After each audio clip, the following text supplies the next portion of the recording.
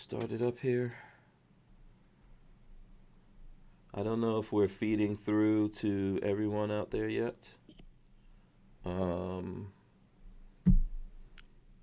Someone let me know when we're feeding through. I know it looks like it's rolling on my end. But I don't see anyone coming in yet. So I'm just gonna wait till I get confirmation from someone that we're actually okay. It looks like it. Looks like I'm seeing some stuff rolling through here. Okay, let me do the open. Let's drop the open on everyone. Welcome back to the Hank Strange right. Situation. Welcome back Lifestyles of the Locked to and the Loaded. Who Moved My Freedom podcast. Make sure you guys thumbs up, ring the bell so you can be notified. We are live. I hope you got your big girl panties on. Let's do this. Let's see jazz hands come on for all of those who are actually showing their faces. We're doing jazz hands right here. I don't know. Yeah, okay. Ghost is just doing some kind of... Oh, he's doing a dance. Dillon, what's I don't know. What's the protest jazz pinky? Jazz Pinky, you could do Jazz Pinkies if you want to do it. We are live. This is episode 495 of the Who Moved My Freedom podcast. Our guests tonight are Ghost Tactical, as you can see him up there. And then we've also got Dillon, Young Dillon. I think I'm going to call you Young Dillon. I don't know. We're going to have to come up. You know what? Listen, during this episode, let's do this. Let's all figure out a nickname for Dillon that we could agree to. Babyface D? No. Yeah, we can't do that to him, man. Wait. What was that? Hold on. We've got Marco from Gun Channel. What did you say, Marco? Call him Little D, Baby D. No. I don't know if he's gonna want to be Little D or Baby D either. Yeah, I'll pass on that. Well, actually, you're not allowed. You're not allowed to approve your nickname. By the way, Dillon. Wait a minute, he's in college. What happened to Dill Spec? Dill Spec? Okay. He's in college, right? Yeah, he's in college. Call him Big D on campus. Call a pickle for the dill pickle. Dill Spec. Oh, you know what? I don't know if Dill Spec is any better either. Yeah, well. Yeah. Spec D. I don't know. We'll come up with some kind of nickname. Maybe. Okay, he put up Dill Spec as his nickname that he wants. But you can't pick your own nickname, though. No, you can't actually. Right. That's fine. You can't. You cannot actually pick your own nickname. But we'll see. We'll leave it to the people. We'll go through that tonight while we're here. So everyone out there, thanks for watching. The show's brought to you by Harry's Holsters, maker of fine holsters on the show here. You know, the code for that, by the way, is Hank Strange. You get 10% off at Harry's Holsters. So if you're in the market for a Kydex holster, check those guys out. We sometimes have Harrison here on the show. He was also at SHOT Show. I think everyone on the panel tonight was at SHOT Show, right? Yep. Yeah. Yep. Okay. And in case you guys are wondering, that like weird blue thing up in the corner with the S on it, that's gonna be Marco right there from Gun Channel. Superman, I got an S on my chest. Yeah, he's enjoying it. S for small, that fits him. Oh shit! Him. Shots fired. That's for superior. Dude, we're all short compared to you, bro. Yeah. Am I the tallest person on the panel tonight? Oh boy. Probably. Yeah, that's new. So anyway, I have to repel from my own truck, so I know I'm not tall. Oh well. Yeah, you're from the Little Gun Guy Mafia. I am. Yeah, why am I getting an echo? Someone's echoing back here. I guess that's Marco. Yeah. All right, so like I said, we've got Ghost up there. Ghost, what's going on with you, man? How's everything? What's up, man? Just glad that I'm not sick, and I'm thinking of all our buddies out there that did get sick last week and all that. But yeah, I'm not sick, so sorry for you. Yeah. Did you take any special precautions? Is that why you didn't get sick? All right, so there's a couple. Yeah, vitamin C. About a month ago. Yeah, I started about a month ago taking a bunch of vitamins and stuff. But to be honest with you, like I went to Somalia in January of '95, and we had to get like a bunch of shots before we went. I literally haven't really been sick since then, so I don't know. You went to Somalia in '95, and they gave you some kind of thing that you'll never get sick ever again in life? Apparently. I'm like a robo dude now. Okay, all right. Whatever it is, I haven't been sick in a while, so. Okay. Knock it on wood. Okay, we'll go to the big S on his chest, Marco. What it do, Mo? What's up with you, man? You were at SHOT Show. I think I ran into you at least once. Shit, yeah, no, I think we ran into each other like 2 or 3 times, but yeah, no, definitely not sick. I was sneezing like Saturday and Sunday, but bro, it was like me getting to SHOT Show is always an adventure. So getting there and coming back this year was a fucking adventure all over. Okay, and by the way, Lola said, which it's already too late, but Lola said no cursing for you. Oh, She doesn't care if you're from. Yeah, she doesn't. Yeah, she says it doesn't matter if you came from Maryland or not. You are not allowed to curse. So there you go. Okay, and also we've got Dillon. Dillon was at SHOT Show. Did you get sick? No, I didn't. But you want to talk about precautions? I'm a little bit of a germaphobe, so I was strapped with plenty of hand sanitizer. Oh, Was that you walking around in a bubble or something? Oh, No, that wasn't me. But like, after I shook someone's hand, I would grab it out of my bag, and I ran out of it. I felt like a New Yorker with 7 rounds. Yeah. So you're saying that you met me at SHOT Show, you shook my hand, and then you put hand sanitizer on. You did. You did. Not with you, Hank, but with most. No, don't lie now. Don't try to clean it up. Don't try to clean it up. You did. Yeah, I know. I saw you make some kind of motions. I was like, I wonder what he's doing right there. Getting the hand sanitizer, huh? the more hand sanitizer you use, the more super germs you create. Yeah. I think I agree with Marco on that one. I think that hand sanitizer will bring on the actual zombie apocalypse. That and vegans. I'm pretty sure. You know what? I think there was some book or series of books I was reading where the zombie apocalypse started with the hand sanitizer. I think some people deliberately poisoned it so they can make everyone sick. I'm just saying. Man, well, I'm in trouble then. Yeah, germs are actually good for you. Nah, I really believe hand sanitizers and vegans are going to start the zombie apocalypse. Yeah. Why vegans? Why? Okay, I understand the hand sanitizer thing. I'm with that. Why the vegans though? What did they? What? All right. Since you always like to crack height jokes, you know what I'm saying, for someone being average height yourself. Columbus landed in the Americas in 1492. Okay, I don't know what height jokes and Columbus. What do they have in common? Go ahead. Columbus landed in the Americas in 1492. We fought the War of Independence, 1776? So let's just call it 300 years, right? Okay. In those days, we're probably talking 8 generations of, baby's death, because we only lived to be like 50 years old back then. So in roughly 6 to 8 generations, the average American was fighting its European ancestor was an average of 2 inches taller, simply based upon the amount of meat that they ingested, because everyone else came from Europe where there wasn't as much meat as there was in America. So the average American was 2 inches taller than his native ancestor to about 300 years later. So keep eating vegetables. You'll just be a shorter, smaller person and a weaker at that. Okay, so you're saying the Native Americans, the native people here, were they eating meat or not? No, I'm not saying the native people. I'm saying the native the Europeans that came over. American that migrated over here was now an average of 2 inches taller than their European ancestors. Okay, because they were eating meat over here. Exactly. They were ingesting more meat than the Europeans were. Okay, so you're saying that the Europeans, they left because they were starving. They weren't getting any meat up in. No, I'm saying I'm not saying they left because they were starving. I'm saying that when they got here, because there was so much more land to actually provide for meat, that they were ingesting more meat. Their diet consisted of more meat than the average European. Yeah. Okay. I thought, you know what? I could probably go with that. I could see where getting the meat into the system helps with the bones and all that kind of stuff.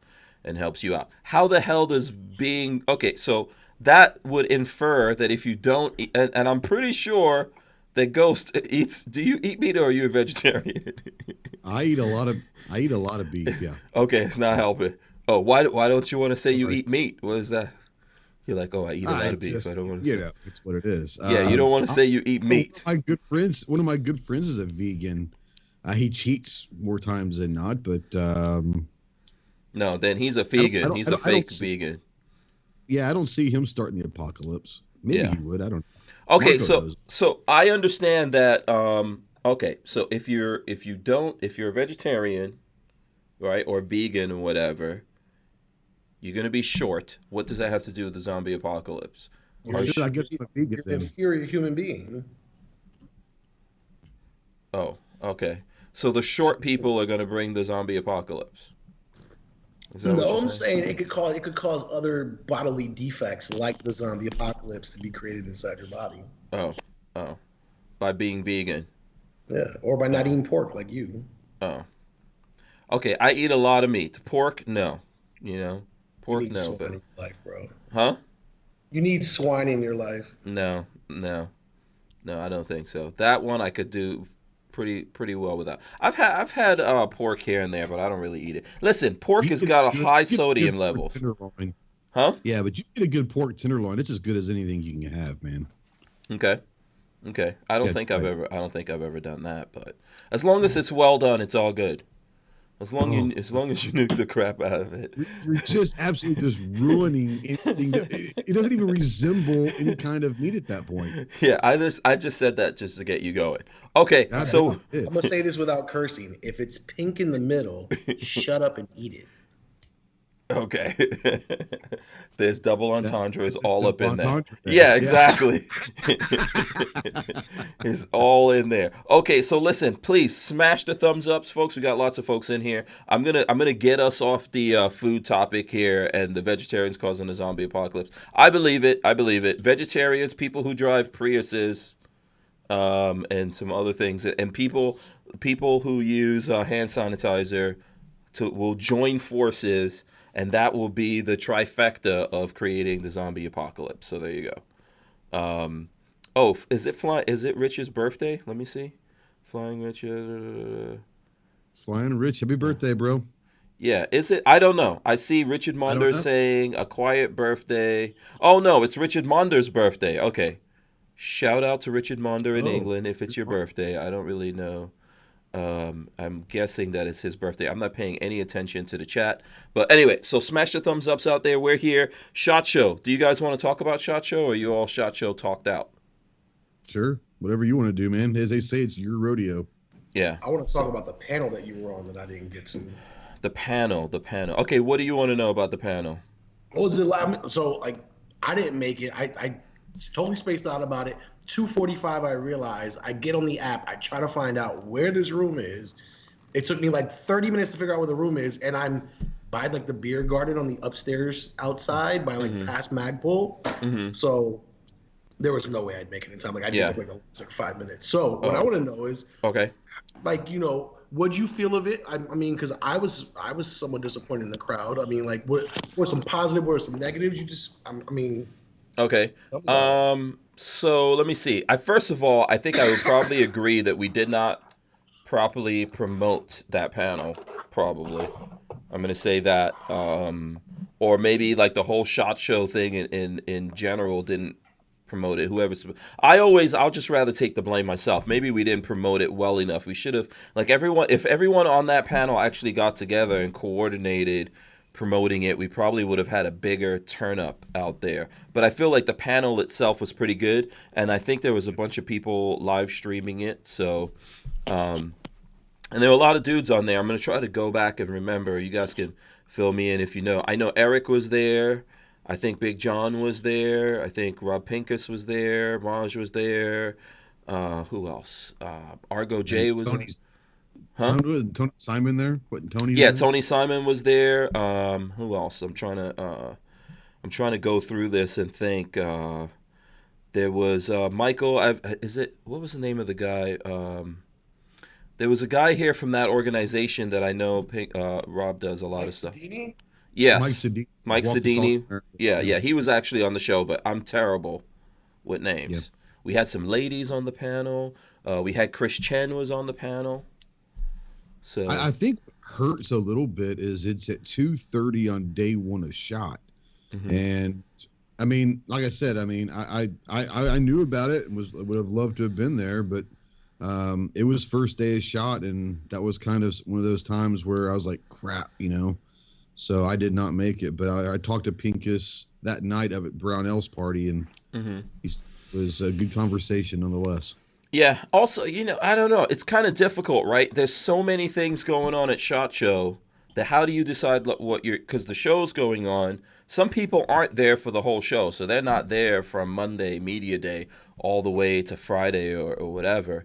And so when the show is going on, it's like 2 hours you have to take out of that show, not walking around the floors doing stuff to go do those kinds of things. It might be easier if it happened after the show. But then again, there's all these parties after the show that everyone has to go to, and everyone can't go to every party. I'm thinking do it late on a Thursday or on a Friday. By the time everyone's feet hurt and what they want to do is sit down. Oh, I see. That would be a good idea. You know what Yeah, I'm saying? yeah. Okay, that makes sense. Yeah. So you're saying during the show, but like on Thursday or Friday. Yeah, I think that'd like be 3 p.m. after people have like 50 miles under their feet. Mm-hmm. It was funny because I was talking to Maj that night, and he was saying that he felt bad a little bit because he said he invited a lot of people because he honestly expected about half of them to at the last minute say they couldn't make it. That's why there were so many people on the panel. He's like, I invited a bunch because I didn't figure everyone was going to show up. Yeah, I got invited at I'm not going to say super last minute or anything. I think he asked me if I was going there maybe a couple of weeks before SHOT Show. Listen, I think we should have done some kind of coordinated effort to get people to go there. But at the same time, I think it was good. I think it did go out live. I think we had some questions. It seemed like there were some people, we got some people from a different side of the industry, maybe is a good way to put it, than we usually see. So, yeah, for sure. Yeah. I don't know if you guys were there, what questions would you have asked of the diversity panel? So the one question that I had, because everyone came up to me, is like, oh, are you going to the panel? Are you going to the panel? Mm-hmm. And I was like, yeah, I'll go. I'll be there. My next question was, where the fuck is it at? I'm sorry, Lola. Lola, I spoke to him. That's your at? people. This is the problem. People from Maryland, so ghetto. I was like, where is it at? And they would say like the Logan room or something. I can't remember like exactly what they would say. They're like, it's the Logan room. And then my second question would be the same as my first. Where the F is it at? You know what I'm saying? Like, no one knew what this place was, but we were supposed to be there at a certain time, and no one could actually give me directions. So, that was my question. It was pretty easy to get to. You go over to the escalators. The people who are listening to this who have not been to SHOT Show don't understand anything about it. So it's in the Sands. What is that? Sands Convention Center. And right in the middle of everything, pretty obvious. There's these like moving steps, I guess you call them, escalators, going upstairs. You take those all the way up to the 4th floor. You get off of those things, and it's right there, pretty much. He said moving steps. That's funny. Right. No.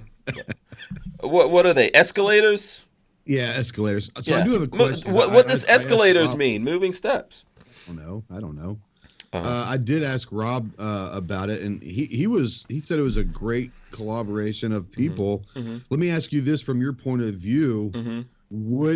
If there were, let's say, half the panelists on there, do you think it would have been better to where everyone had more time to talk? Or how did you feel about the amount of time that everyone got to get their points across? I think it was pretty. So Maj was, how do we put it? Maj was kind of like mediating the whole panel. So he was taking questions from people, and then he was trying to point it off to people. But I think everyone there was pretty... relatively got to speak. I think there was like one guy who really didn't say anything because I think he didn't want to. And I think having a lot of people on the panel kind of made people who were nervous, that kind of makes it easy, right? Because let's say we cut that down to 4 people. The people up there might be a little bit more nervous because, the stage, it wasn't a big stage, it was a small stage, but they had to squeeze everyone into that. But I think everyone relatively got to get into whatever they wanted to say, and were able to get their voices out there. So, and it was 2 hours. So let me ask you, Hank, what do you think was the best question that came from the crowd? Oh, you really expect that I remember anything? He was asleep, Marco. What are you talking about? Yeah, you really think I remember something from last week? That's what you're trying to tell me. I'm supposed to remember. I have to look at the video to remember what the hell happened. Okay. I'm just not trying to make this up. I'm just trying to tell you guys, I don't remember what happened. There were some questions. People asked some questions. I know I said something in there, but I really don't know. I can't recall to you what I said. I would have to go back and look at it and tell you exactly what. But I think, let me see if I can remember questions. Lola, were there any good questions you remember? There was the woman that asked a question about Training. Lola says there was someone there asking a question about training. Remember that? Yeah. Okay, I do remember that now. Yeah, there was a young lady there that said that the training is not modernized enough, and she feels like that standard NRA training is kind of, it's kind of played out. It's cool, it's basic. Huh? Where is she going to get training? Well, I think that maybe she feels like there's not enough outreach to younger people and all that, which I think there's lots of different trainers out there. And I know there's trainers out there that are doing things for kids and all kinds of stuff. So I think she was saying that there's too many trainers and no standardization. oh, she said there's too many trainers, no standardization other than the NRA stuff, which is maybe a little bit too basic. So well, that's that. I mean, I train a lot. I mean, I've got thousands of hours in me over my lifetime, and there are. I mean, but if you're looking for tactical training or whatever, but there's stop the bleed, there's tourniquet, there's med, there's all sorts of. There's home defense, there's low light, there's every kind of training that you want. And to me, and I don't know who this was. To me, if she thinks that training is being too standardized and she's not looking hard enough, that's just me. yeah, absolutely. Shoja says I'm not the sharpest tool in the toolbox. Huh? It's fine. I resemble that comment. Sometimes you got to be a blunt weapon. What can I say? Right. Sometimes you got to beat people over the head with stuff. I don't know if you didn't get a chance to sit in on that, Dillon, right? So. No, I didn't. I got to see it briefly on Facebook Live a little bit, but I didn't get to go. We were a little bit overwhelmed. Yeah, so that was your first time you were running around with the folks from the store. What's the name of that store out there? You can give them a shout out in Kentucky. It's Everything Concealed Carry. All right, see, Kentucky, Everything Concealed Carry. You got your shout out. So you didn't get a chance to go there. You know what? From what I remember of it, I think there were. So, for example, I remember there were people trying to figure out like how do we reach out to different people outside of the gun community. Some people were asking that question.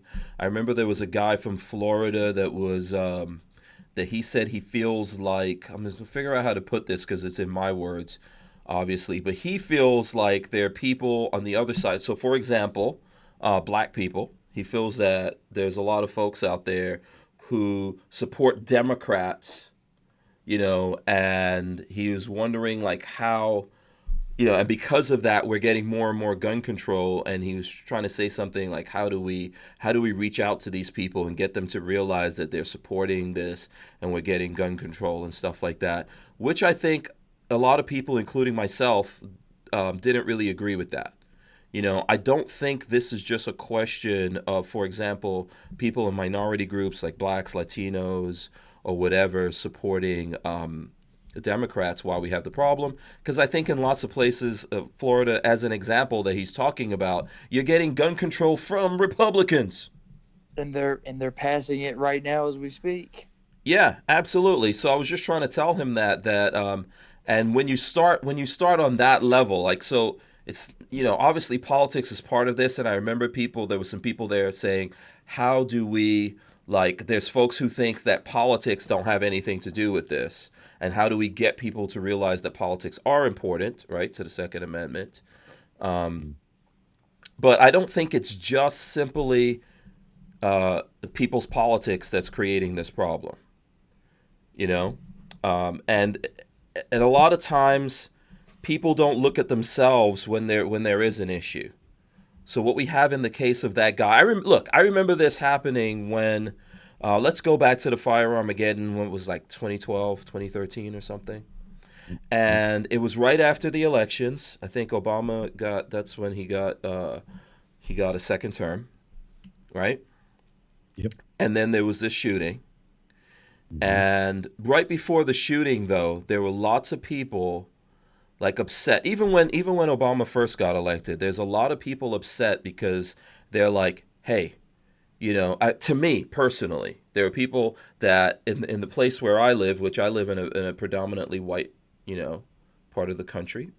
I live in the country, and that's predominantly white where I live, and I'm just outside of Gainesville, and there's a huge problem. Gainesville itself is liberal. So anyway, there's a lot of people looking at me there, and they're like, "Oh man, why did you vote for Obama?" I didn't even vote for that guy. I never voted for Obama, not the first time or the second time. Didn't have anything to do with me. And I remember having that conversation over and over again, like, dude, do you even look at who actually voted for Obama? It was a lot of Republican white women. But we want to look at something and blame someone for something when it's, that's not exactly true. But I think the feeling is we want to look at people outside and say, it's not someone like me causing this problem. It's you, because you just don't get it, and you just keep voting for these people or doing this thing or that thing. And then I remember when we had this Fire Armageddon thing that happened, and everyone was running out and buying all the guns, and I was thinking, where the hell were these people when it was time for voting? Why did they, when everyone was voting, why did they not go out there and vote? And then they try to blame it on people that look like me, that they think voted for Obama. And then when all of a sudden they felt like this guy's going to take the guns, they ran their butts out there and bought all the guns. And now we kind of have the flip side of that happening. You got Trump. Everyone thinks everything's good, right? And none of the gun guys are paying attention and voting. And this is why everything flipped in Virginia. Mm-hmm. So I don't know if that helps answer your question, Marco, in terms of what I can remember. But I think that one of the things is we're always trying to look at someone else and blaming them, when I really think a lot of the problems that we're facing now when it comes to guns, really it starts with us. It starts with the gun guys. We're not paying attention. We're not putting on the pressure on people. And even if we think it's just easy enough, go vote for Republicans, get Republicans in in charge of everything, like we have here in Florida, and then those guys, because we're not paying attention to them, go out and give us more gun control. Yeah, I think a lot of it comes down, and I'm not a single issue voter. Now, obviously, the two-way plays a large role in my decision-making process, but I'm not solely a two-way voter. But I think have to be at least cognitive of the people that we're at least looking at to vote for. Especially at the local level, sheriffs, aldermen, mayor, they're going to have little town hall meetings. Ask them blank, what's your stance on two-way? And if they even remotely shake towards their answer, you got to be weary. So, I mean, yes, I mean, I think that people expect all Republicans to be pro-gun and all Democrats to be anti-gun. Well, there's a lot of Republicans that are not pro-gun. There are a lot of liberals that are at least pro-Constitution, possibly. But I think if you really want to get down to it, especially in the 2020 election cycle, don't be afraid to ask your candidates point blank, what is your stance on the Second Amendment? And if you don't like their answer, then go find someone else to support. I don't think people are doing that. I think they're just assuming because they're a part of a certain party that they're going to be taken care of, and that has proven not to be the case. Yeah. Where's Marco? See, I can't see your face, so I have no idea if you're listening, not listening. Okay. You got any thoughts you want to interject here? No, I was really just trying to get more your personal opinion as far as what was it like to participate? What was it like to actually be there? Because I didn't get a chance to be there. Yeah. And I missed yesterday's podcast, but I think I caught Mondays because I was stuck in the airport. But I haven't heard much people ask you questions about it or anyone actually speak post facto of the event. So I was really just trying to get a recap. And coming from someone who participated, but I think it was good. I think it was a good thing. It probably, I would 100% agree with what you said, that it was under promoted or something like that. And I feel like even talking to Maj, he felt that way. If we do it again, we really have to be coordinated with this. Maybe get a bigger room, because I don't even think that room where we're in could have really handled the people if everyone that was on the panel was there promoting it, or SHOT Show, whoever it is that, is responsible for that would have done it. I would be interested in doing that again, but just like getting some kind of coordination on sharing it out. Like, so my suggestion on that would be the people organizing it should have a way to make it easy, right? For everyone who's going to be on the panel, send them something like, hey, post this. This is what you put into your social media or whatever, and this is the link. Throw that up on stuff and let people know. Most importantly, though, the folks at SHOT Show are the ones who could actually show up there and be there. So we've got to figure out how to get those guys who are there in the room. And I think if it was done again, it would be better. And I think it was interesting. I think it was really balanced, and we got a real balanced point of view from everyone on that thing. I wish NSSF would have. I didn't see anything from NSSF on it, so maybe, they have an Instagram account. SHOT Show has an Instagram account. I would have loved to have seen them promote that as well. Yeah, I mean, look. You know what I would tell you guys? I think this whole thing is antiquated. So I'm not talking about Maj, because Maj is pretty hip and with it. As the old people like me say, I think Maj is pretty hip and with it, and I think lots of other people are. I think that the NSSF in general is pretty old and antiquated in the way that they go about stuff, and they have their things that they really think is a priority. But I think that would have been really interesting for companies to sit in on, and folks that have gun stores to sit in on. Right? Maybe we can leave out, like, the people who go to SHOT Show. You guys can correct me if I'm wrong here.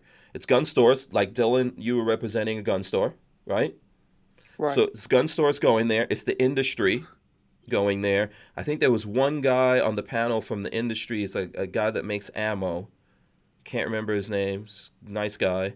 And then there's the distributors. The distributors are kind of in the middle, and they don't really give a crap. I think their whole setup is that they get guns from the manufacturers, and then they go out there to the gun stores and they, do their spiel and try to get the gun stores to buy this many guns and that many guns or whatever. So I will take them out of the equation because I don't really think they care. Right? Oh, no, I don't think they care. Yeah. So, but I think the industry and the gun stores would have liked to have sit down and find out, like, how do we get access to all these people outside of who we think our normal customer looks like?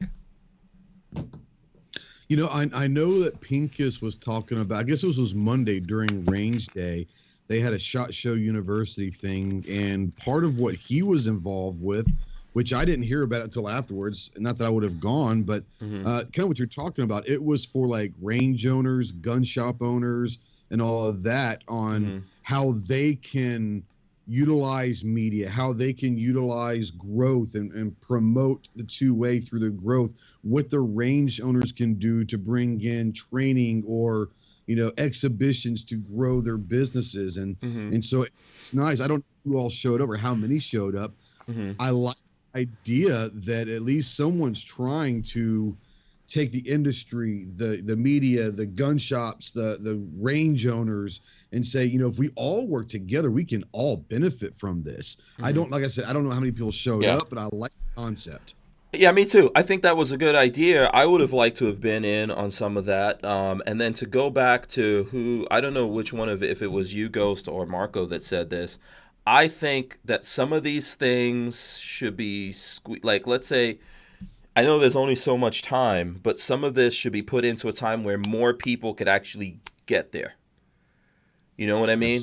Because if we're going to talk about something like that, don't you think everyone that's attending this show should have a shot at finding out about this or sitting in on it? I'd tell you an interesting idea. And I'm sorry, I don't want to, if Marco or someone wants to jump in, they can, but So in the dungeon, they've got SHOT Show TV set up. They bring people in to do interviews and all that.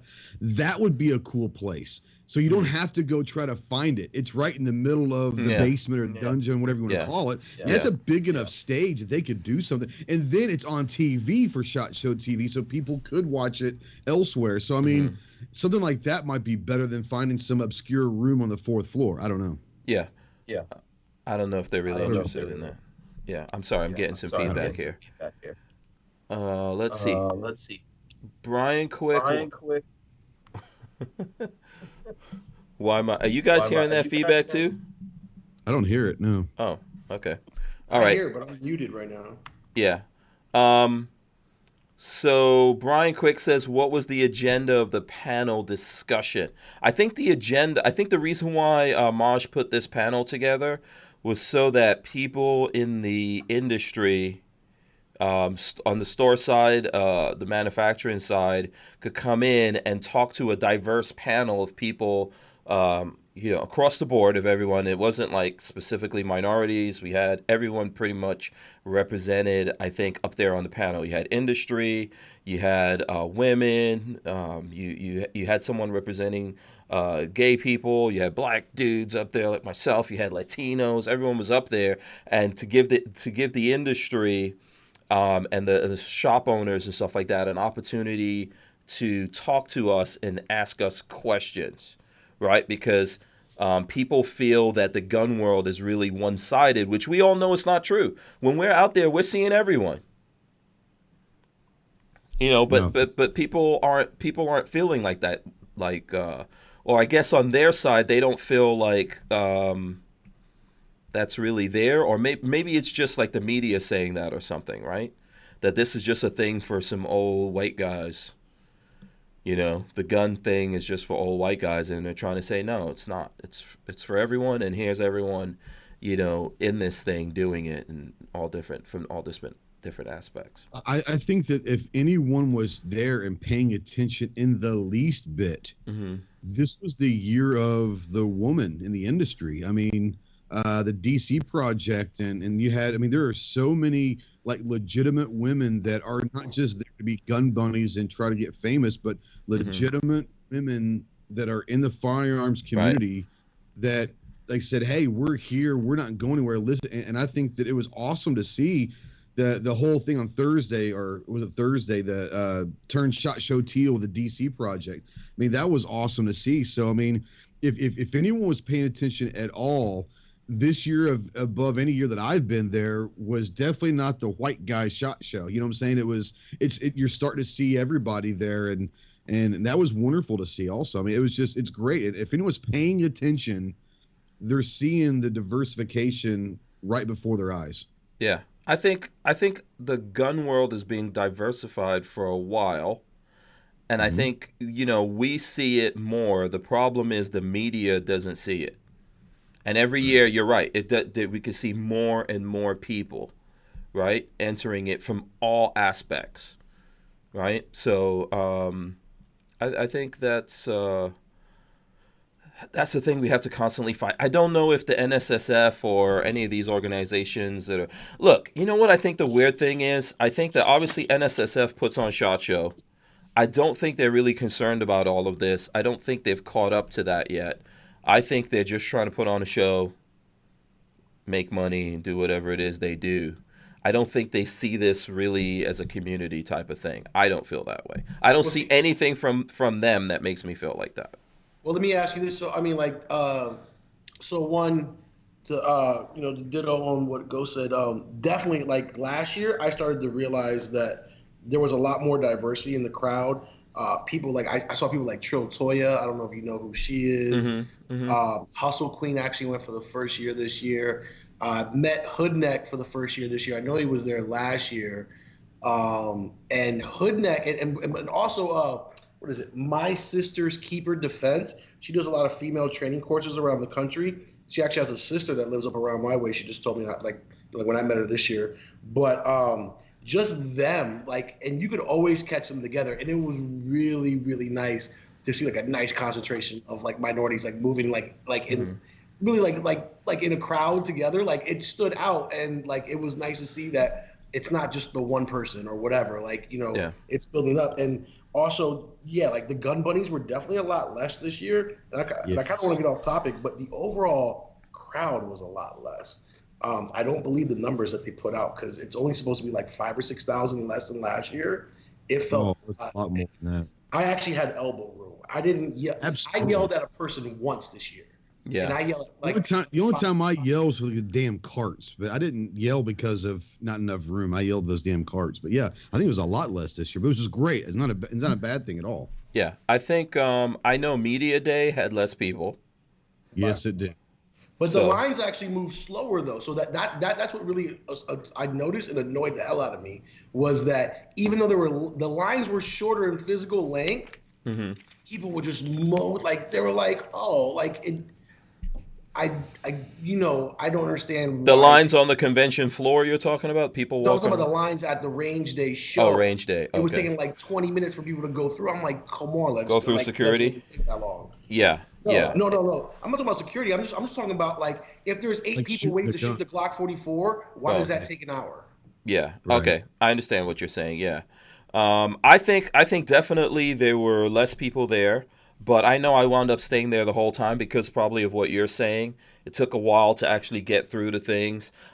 There was another event going on that I was trying to get to. I couldn't get around to that just because it's just time and let me see. And I also waste a bunch of time talking to people. Lola likes to go from one thing to the next, and I hang out and talk to people.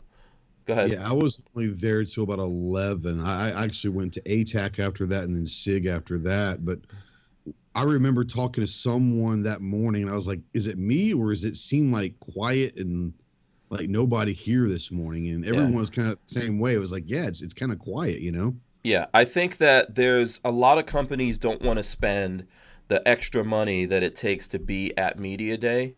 To do Media Day, then be on the convention floor. And then also, I think that a lot of companies are using social media, their own, and other people's social media to get their products out there. So they, at this point, by the time we got to the show, a lot of people already really had seen most of the big guns out there and seen someone shooting them before we actually got to the show. And then I know the convention itself, I felt like, yes, there were less people at the convention. The best empirical data that I have is in the new products booth. There was so much, because, I don't know if you guys do it, but I go into the new products thing and spin around there so I could kind of see everything really quick. And there was so much shelf space. Like they had everything really spread out, and then in the back of that, there were rows after rows of shelves that were just totally empty. So I thought that. Yeah. Huh? I did peep that. It was like the shelves were driving empty. Yeah. Go ahead. That, and also if you remember at range day, if you go up top of the hill and around the corner, that whole back row and that back top corner was empty. There was no one at those bays. So, I heard they raised prices for range day. And like you said, it comes down to a cost benefit or not, who knows? Yeah. Also, like you said, you went to 3 events on the same day. That's going to split it, so. Well, yeah. SIG, there was quite a bit of people at SIG. ATAC was a lot of people, but that's a different crowd than they wouldn't have been at range day either anyway. So they weren't drawn away from that. I don't know. For me, it was really, really odd to be that quiet and slow. But yeah, you got to see a lot of people, but it seemed eerie. And even Tuesday morning, the first day of actual shot, like the first half of the day seemed quiet, and there was like this weird vibe. I don't know if you guys got that vibe or not. Yeah. Yeah. Let's go to the young guy who was there. Dillon, this is your first year. Did you think it was crazy, bigger than you thought? What did you think? I thought it was pretty large in size. It didn't come out right, damn it. Yeah. Golly. That's what she said. That's what she liked said. it. Yeah. He liked it. It was a little overwhelming, for sure. But we had a good time. I mean, I didn't get to see all of the show. I think it's of hard to see 100% of it. You know, I just kind of, after we got what we needed to get done, I kind of, you know, picked the boost that I, you know, liked and wanted to see, you know. So. Right. So for you, probably you're not noticing what we're noticing because we've been there before. Right. Yeah, this was like, you know, it looked completely, you know, the whole show, like it looked a lot different than anything I'm used to. Like NRA, I guess would be the closest thing I've been. Yeah. Let me see. Harry's Holsters. Let me just throw this up. Shout out to Harrison from Harry's Holsters. He says some friends of mine were talking about a mother-daughter team who ran a successful larger gun shop that weren't taken seriously at most of the booths. I don't know who that is. Really? I'm not sure. I know that's the whole point of SHOT Show, by the way, if anyone's wondering. The whole point is folks come there from around the country, in some cases in other parts of the world, to buy stuff for the year for their stores. So there's lots of different deals and things like that going on. Maybe some of the distributors are there and they're looking at things that they think, hey, we want to make these deals and you know, and get stuff. So I don't know. I don't know. It was so crazy for me that I didn't really see any of that. But I wouldn't imagine why certain booths would not want to talk to someone that have a big gun store and sell them stuff. You know, so. Yeah, I don't know. I didn't see anything at all. I mean, I have some friends that were there that are like maybe around 500 subscribers on YouTube, and this is their first time to go. And even they were met with nice responses from some of the booths. I mean, so yeah, I don't understand why a large gun shop owner would find resistance. I don't know. Yeah, that's really odd. I mean, everyone I talked to was for the most part really nice, and when they saw, you know, I guess when they saw my badge or whatever, they were, you know, asking me about, you know, potentially ordering stuff and everything, but they were all really nice. Yeah, that would be interesting. I would have to actually talk to those people and find out what their experience was.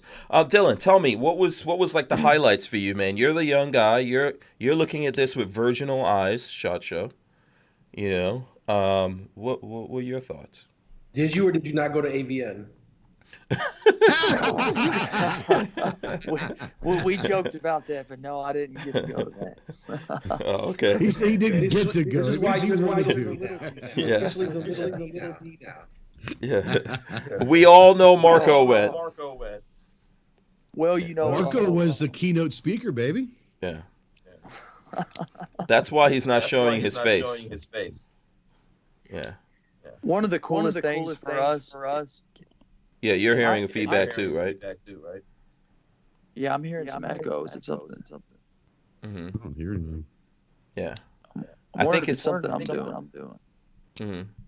Go ahead. Let me mute mine and see if it's me for some reason. I don't know. Hold on here. Hang on one second. Can you all still hear me? Yes, absolutely. Excuse me. Is there no more echo? No. Oh, well, anyways, one of the coolest things for us is the store I work at. We're going to become a Palmetto State dealer now, which is really cool. Oh, okay. That's cool. Okay. Richard Hughes is asking this question. I'm going to let Dillon answer this. Richard Hughes says, AVN, what is AVN? No, you're not going to take that one? I'll pass that on to Ghost. It's the porn convention.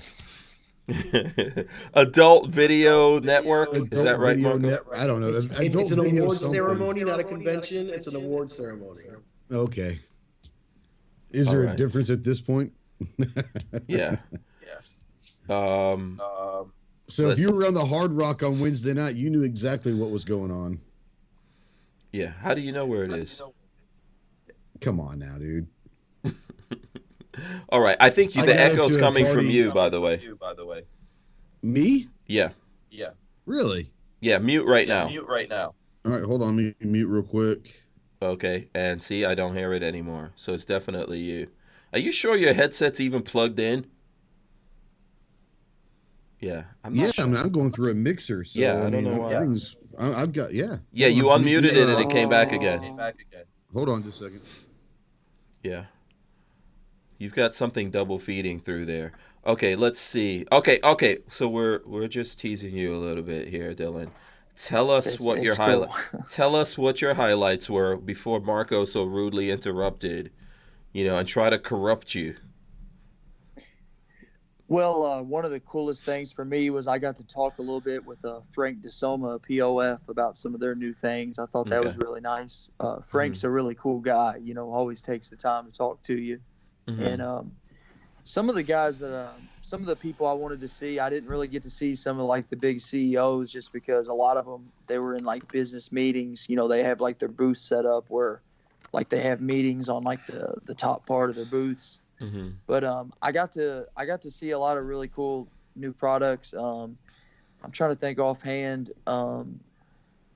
We've already sold the Glock 44 and at the store I work at, which is kind of cool. And I got to look at that at SHOT Show, which apparently it's having some problems. But, okay, the 44, yeah. Yeah, I guess there's some reports of the 44 having problems out there. I don't know how widespread that is yet, and I haven't. Yeah, I've shot it, but I haven't gotten my hands on one for us to put a bunch of ammo through it. So far, I only know of Mac, I guess, having issues.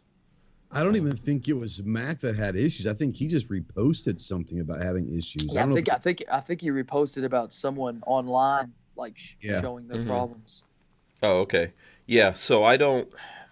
The jury's out on that. I'm not trying to defend it. There definitely may be some issues going on, but if they're manufacturing a ton of those, there could probably be a couple of them out there. Let's see if it's more widespread, I say. Well, there's something to be thinking about also is if you're a Glock person and all you've ever really shot is Glock, and all of a sudden you get a rim-fired Glock and you don't really shoot a whole lot of 22 LR, you can't just melt down a rimfire like the same way you would a center-fired pistol. So they might be trying to melt down that gun thinking it's going to be the same way. And who knows? I'm not saying there's anything wrong with it. I'm not saying there is something wrong with it. But people that shoot center-fired cartridges the whole life, then move over and try to melt down a Glock, there's going to be issues with rimfire side of things. So maybe that's part of it. No. Yeah, by the way, is your 6 covered? Says get rid of that high-tech mic crap. I don't know which one of us is he talking to? I'm guessing that's you, Ghost. I don't know. It's definitely not me. Yeah, my mic is low tech. This one is not or these things I have on here are not even like working. So I'm not even working with headphones right now. Yeah, so. But shout out to is your 6 covered though. Yeah, I don't know why that's. Dude Abide said 22 Plinkster has issues with his. That's who it was. I was thinking that there was some YouTuber that had problems with it. Yeah. Yeah. The problem is if Plinkster has a problem, then everyone's going to know about it, So. Right. And I'll tell you all personally, I'm a huge Glock fan, but I think Taurus has Glock beat with their TX22 just for the price and threaded barrel that it comes with and everything out of the box. That's just my opinion. Yeah. Not a big Taurus guy, but I think their TX22 is a hard bargain to beat. Ruger SR22 is my favorite. Yeah, I've got the Smith & Wesson, the M&P 22, and I've had that for years. It's been fine. And then I also have a Walther PPQ 22. That's another nice gun. I think everyone has got Glock beat here, to be honest with you, because everyone's put out a 22, and that's why Walter, for example, Walter from Safety Harbor, hates it. He was throwing lots of hate and shade at Glock at SHOT Show. He took his butt over there just to make a video to say how boring it is. So yeah, there's a lot of options. And then even just on regular guns, I mean, look, everyone's making affordable striker-fired guns and things like that now. Yeah. PSA is planning on putting everybody else out of business. The dagger. Mark, I tell you what, this is going to be the year of PSA, man, with the AKs that are coming out. And the MP5. PS9, maybe the MP5. They said that last year. They said it'll be out by Christmas last year. They're saying the same thing this year. But if it does drop, PSA's getting ready to go crazy this year. Yeah. By the way, Is Your 6 cover says Echo is gone, just having fun. We actually need to get him to come on the show. So I don't know. I know he was kind of on the show already with X-Ring, I think. But We got to get just him on the show. And we got to get X-Ring back on also. Harry's Holster says Glock is going to take a bath if they can't get the 44 to handle almost all 22 LR ammo, which will be hard to do. So... It's gonna, Glock will definitely not take a bath based off that one gun. Hell no. No, they're going to sell a ton of these things. I think they probably already sold a ton. How many of you guys sold in the store, Dillon? Just one, or? Offhand, I think we've sold 5. Okay, so they're out there. Like we got them in, and like I think we got 2, and then another 2, and then 1, and they all sold that day. There you have it. Yeah, they're not. Glock is never going to have those kind of issues. I'm not trying to defend them or anything like that, man. Right. Yeah, Glock doesn't really have any issues. They didn't even bother debuting that thing in America, by the way. SHOT Show is not the debut of that gun. Mm-mm. That's a world gun. And maybe in the rest of the world they have better 22 than we do, but let's be honest, most Americans, you have a bucket of bullets. This is what kind of 22 most people in America shoot. A lot of us are leaving that high-end 22 on the shelves. Unless you're competing with 22. Well, and that was my question about the 44. Is this something, let's say for Steel Challenge, is this something that would be a viable option for Steel Challenge? And I don't think it will. I think that people will use it for Steel Challenge, but I mean, it's just one of those things that's not going to go up against a Buckmark or, a Victory with these actual race guns that are in 22, but the Glock, and it doesn't matter what you use it for. People are going to buy it. Yeah. I don't think that's an issue at all. Yeah, and I agree with what you were saying earlier. PSA basically is planning on taking over everything. They're not even like messing around with that from what I saw. What other? Let's see. I'm just trying to go through Dillon since he was the new guy at the show. What else? Like, what did you see there that stood out to you at the show, and you were like, "This is friggin' awesome," or "This is a cool thing about SHOT Show"? What happened? Well, my opinions are probably different than yours because I'm a huge AR-15 guy, and a lot of people are very sick of seeing ARs at the SHOT Show. But I looked at a lot of different brands, and I'm a big fan of LMT Defense. I think that the stuff that they make is really nice. They had one of their New Zealand contract guns that has their removable, the quick barrel change with a one-piece upper. I thought that was pretty cool. What company is this? Say it again. LMT Defense, Lewis Machine and Tool. Okay. Yeah. Okay. So you weren't tired of seeing ARs? No, I'm an AR geek. Oh, okay. All right. That's understandable. Yeah, there's nothing wrong with that. I think I did like the one main. Let me see. No, I did a video from YHM that we were talking about suppressors and stuff like that. They make really nice suppressors. Yeah, they do. They make good stuff in general. I think I did one AR video though. Other than that, from American Defense Manufacturing, the Argo J's gun. That was awesome. Good. While you were telling me offhand, I liked your video of the LWRC SMG 45. That was a gun that stood out to me. Yeah. That was cool, although there was some issues. I heard there was some... Yeah, I saw where your video ended up on like some LWRC Facebook group thing. Yeah. So, because apparently there was some feed issues with a magazine, but I think there may be some stuff going on there. I think originally that they were supposed to be using HK mags. The UMP mags. Yeah, but HK doesn't want them to do that, so they had to find someone to make some clones. They had to find a source for their own mags, right? Yeah, but the company making the clones is not making such good mags. Magazines always a big problem here, Right. Yeah. One thing I was kind of like, why didn't these? That I thought to myself, and I thought, why didn't these companies talk to each other? So Chris Vector came out with a 22 LR Chris Vector, right? Mm-hmm. They don't talk to Glock. Glock doesn't talk to them about this, obviously. Even though Chris Vectors use Glock magazines. So the Chris Vector 22 uses a completely different magazine from Glock. That's kind of sucks. You know? Yeah, especially you would think, especially with Glock coming out with a 22 this year, that would be something that they might have partnered up with. Yeah. No, but think about it. Like, you're also first to market with this brand new magazine that you actually finally probably had a design for a while, but finally released. It's out on market. Are you really going to let it go for the first 3 or 5 years? I mean, if you do, you set the price really high, and probably Chris just doesn't meet that price, or you just don't put it out available for, I guess, licensing patent or whatever. You just keep that to yourself. I mean, like honestly, I see it happening strictly off of business money move. Yeah, but I'm sure Chris would have been happy to use Glock's magazine. Sure. Yeah, I mean, I'm saying that too, and whether it was offered to them or not, if it was offered, I guarantee you the price was abnormally high. Maybe, yeah. It sounds like it was not offered to them. Sounds like Glock didn't tell anybody. You know, maybe they just didn't trust anyone, or maybe they just don't care that much. That's the other thing. So, like, if you get into that negotiation before, you basically letting everyone know that there's a 22 either in the works or coming out. So it makes sense not to either do it or set the price really high where you actually sticker shock them and no one actually ends up doing it.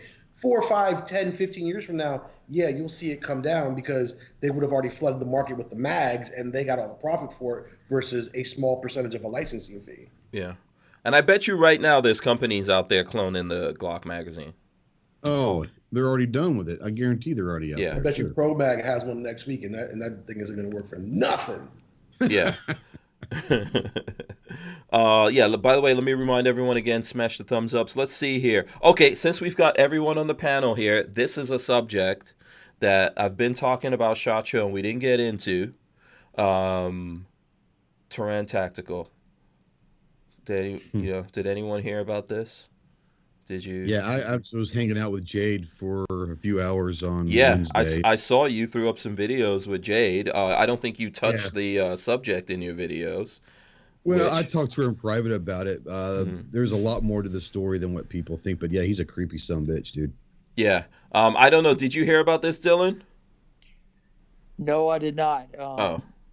I know of Taran Tactical, the company. Like, I know they make like the Glock mag extensions for the 43, but I haven't heard anything. Oh, okay. What about you, Marco? You're always in the mix of everything. Oh, I definitely saw it. Oh, Marco not wanting to talk about something here. No, I'm speaking and choosing my words carefully. Oh, words getting chosen carefully. Do I think he's a creepy dude? Yes. Do I buy that off just that video? No, because it is a 6-second basically video. You know what I'm saying? Yeah. Have I always thought come on, he's an older dude that, walking around with women that probably aren't of his caliber for a specific reason. You know what I'm saying? Right. So there's creepy about that, like, within itself. Right. But just based off the video, I don't have enough context. Like, I'm calling him creepy for all the other things that I've seen him do. I'm not calling him creepy for that video. One, because the girl honestly didn't look creeped out by it. I don't want to call her a really participant, but it wasn't like or it wasn't like a stern. You know what I'm saying? Like, no one really looked creeped out about it. So it's a very short clip with very little context before and or after. So I'm not calling him creepy because of the clip. I'll call him creepy because of everything that I've seen beforehand. Okay, so let's go back here for people who have no idea of this. I think this was maybe bigger news at SHOT Show than it was outside of SHOT Show. I don't think anyone did a video or anything like that saying, "Oh, guess what the whole thing is going on? The hot news here at SHOT Show is." Who wants to go back and explain what happened here? Because you're saying it was a quick clip. I saw several clips, several pieces of video. There was a bunch of them that Jade was trying to, or Taran was trying to get Jade to show the world her, as he called it, her precious, I think is the term he used or whatever. Anyways, the interesting thing, and I'll say this, and I'm not going to elaborate too much, but I'll say this. It's weird that she leaves to start her own thing, and this is released by Taran. Just saying. Okay, so you hold on. So let me get what you. So you're not coming from Jade or anyone else. That's just my belief that she leaves and she's starting up her own thing to do training and acting and all that. Has signed a deal with Blackwater And then all of a sudden, Wait, she has her own separate company, you're saying? she left Taran recently. Okay. Just saying. And on to bigger, better things, doing her own thing. Absolutely. Okay, so you think that he himself released that? That's your theory? I wouldn't be. I don't have any proof of that. No. Okay. What I will say is it a coincidence that she leaves, and she is the one that's kind of been the face of the last couple of years of Taran with training Keanu and Halle Berry and all of that. She's kind of been the one who's been doing a lot of training. She leaves for bigger, better things, and all of a sudden, this comes out. Unfortunately, if it was someone in his camp that did this, I think that he was going to regret that, because I think that kind of what everyone's thinking is that dude's a little creepy. You know, I mean, I think it flipped on him from what I would say. Yeah. So just to describe it to people, I think there's this video that's out there, and I don't know, I guess you could find it on IG or something. It might still be floating around. That's what I saw was on Instagram, yeah. Yeah, basically it looked like iPhone video, and obviously Taran Tactical he's holding the camera, and you can hear him talking, and there's this young lady. I think some people are saying at the time of this video she was probably like 17, 18 or something like that. I don't know if you know any better than that, Ghost. But Jade's in her 20s. Okay, she's in her 20s. So that video, she was what, early 20s? Is she in her late, mid? She is right now mid to late 20s. I'll put it that way. Mid to late 20s. Not more than a year old. I haven't been following her for that long, but she recently cut her hair that short. It's within the last 6 months, probably. Okay, so she's already in her 20s in that video. Yeah. Okay, and basically he's trying to coerce her to like, she's got on what it looks like Lululemons or something like that. I don't know. And he's trying to coerce her to pull it down, like Ghost was saying, and show him her precious, as he put it. And then this, I think this was a few days before, what's the name of there's this guy that has a TV show, Shamar Moore, I think was coming out there to train. And somehow he comes up in the conversation where, you know, he's like, he said something about the black D, you know, but just not using those words. And then she got like, you know, really uncomfortable. The whole thing, she looks uncomfortable to me. It looks to me I was like uncomfortable just viewing. It's weird. Yeah. Right, because it felt like I never saw that part of the clip. I only saw like the 6 seconds or whatever. Well, the whole thing's weird. Yeah. Yeah, it gets deeper than probably what you saw, but he's saying like, oh, you know, you want that black, you know, something that rhymes with rock. And she started laughing or whatever, and then he's like, oh, all the girls like the black rock. So, and then she was uncomfortable with that guy. So, and he's a white dude. So go figure. Yeah, you know. Yeah, and the weird thing about it is, and there's a part of the video where she says, "Oh, you know, I kissed a black guy one time and never again," you know, which was interesting. So all of this seemed like video between the two of them. Obviously, this guy's coming on to her. He's older. He's the boss. He pays her to do something. The whole thing seems to me like she's very uncomfortable, nervous, laughter, and all that. But she is in some sense complying with it. From what I could see, this all comes out during SHOT Show. He put up an apology letter and basically said this was put out by someone who worked for him doing his marketing, that somehow they got these things off his phone. I don't know how that happens, how that person had access to his phone and got those particular things off his phone. The whole thing is pretty uncomfortable and ridiculous. And the worst part of it for me is if you're a trainer and you're trying to be professional and you have a person coming out there to train with you, someone like Shamar Moore, and you're kind of like fetishizing that person before they come out there, how do they feel when they see that? And how do other people feel when they see that stuff? He's had other black entertainers out there, like, you know, he's had Will Smith, I think. He had Halle Berry. But he's had entertainers in general coming out there to do things with him. How do they feel when they look back on this stuff and go, oh, wow, you go out there and you train, and these people are somehow talking about you sexually and your sexual organs and stuff like that and joking around about it. You know, it's interesting, but I think like as you said, Marco, that this is the whole spiel that he in particular does, and so do other people in the gun industry, that they're using sex to sell stuff. And then it's on us.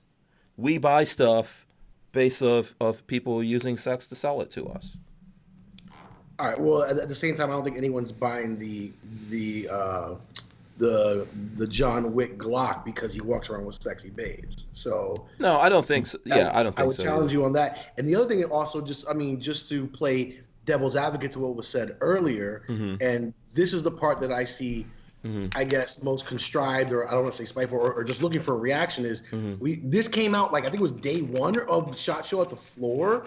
Like, whoever released it, whatever side it is, coordinated strategically and had the video for a significant amount of time and decided specifically when to leak SHOT it. Show. Yeah, exactly. So just to play that, I mean, like, I've never met the girl. I think I've shook Taran's hand once, I think. But, just to play devil's advocate, whoever had this video did it strategically. Yeah, I've met him. I did a video with him a while ago, a couple of years ago, talking about Keanu Reeves, right?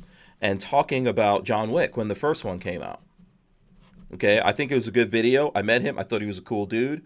But let's face the reality of it. At least 90% of the people that work for him are women.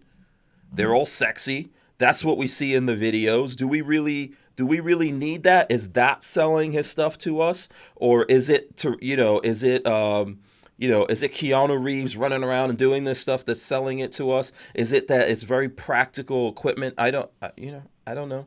But this is what we see going on here, and I think inevitably it's the latter of the two that you just mentioned.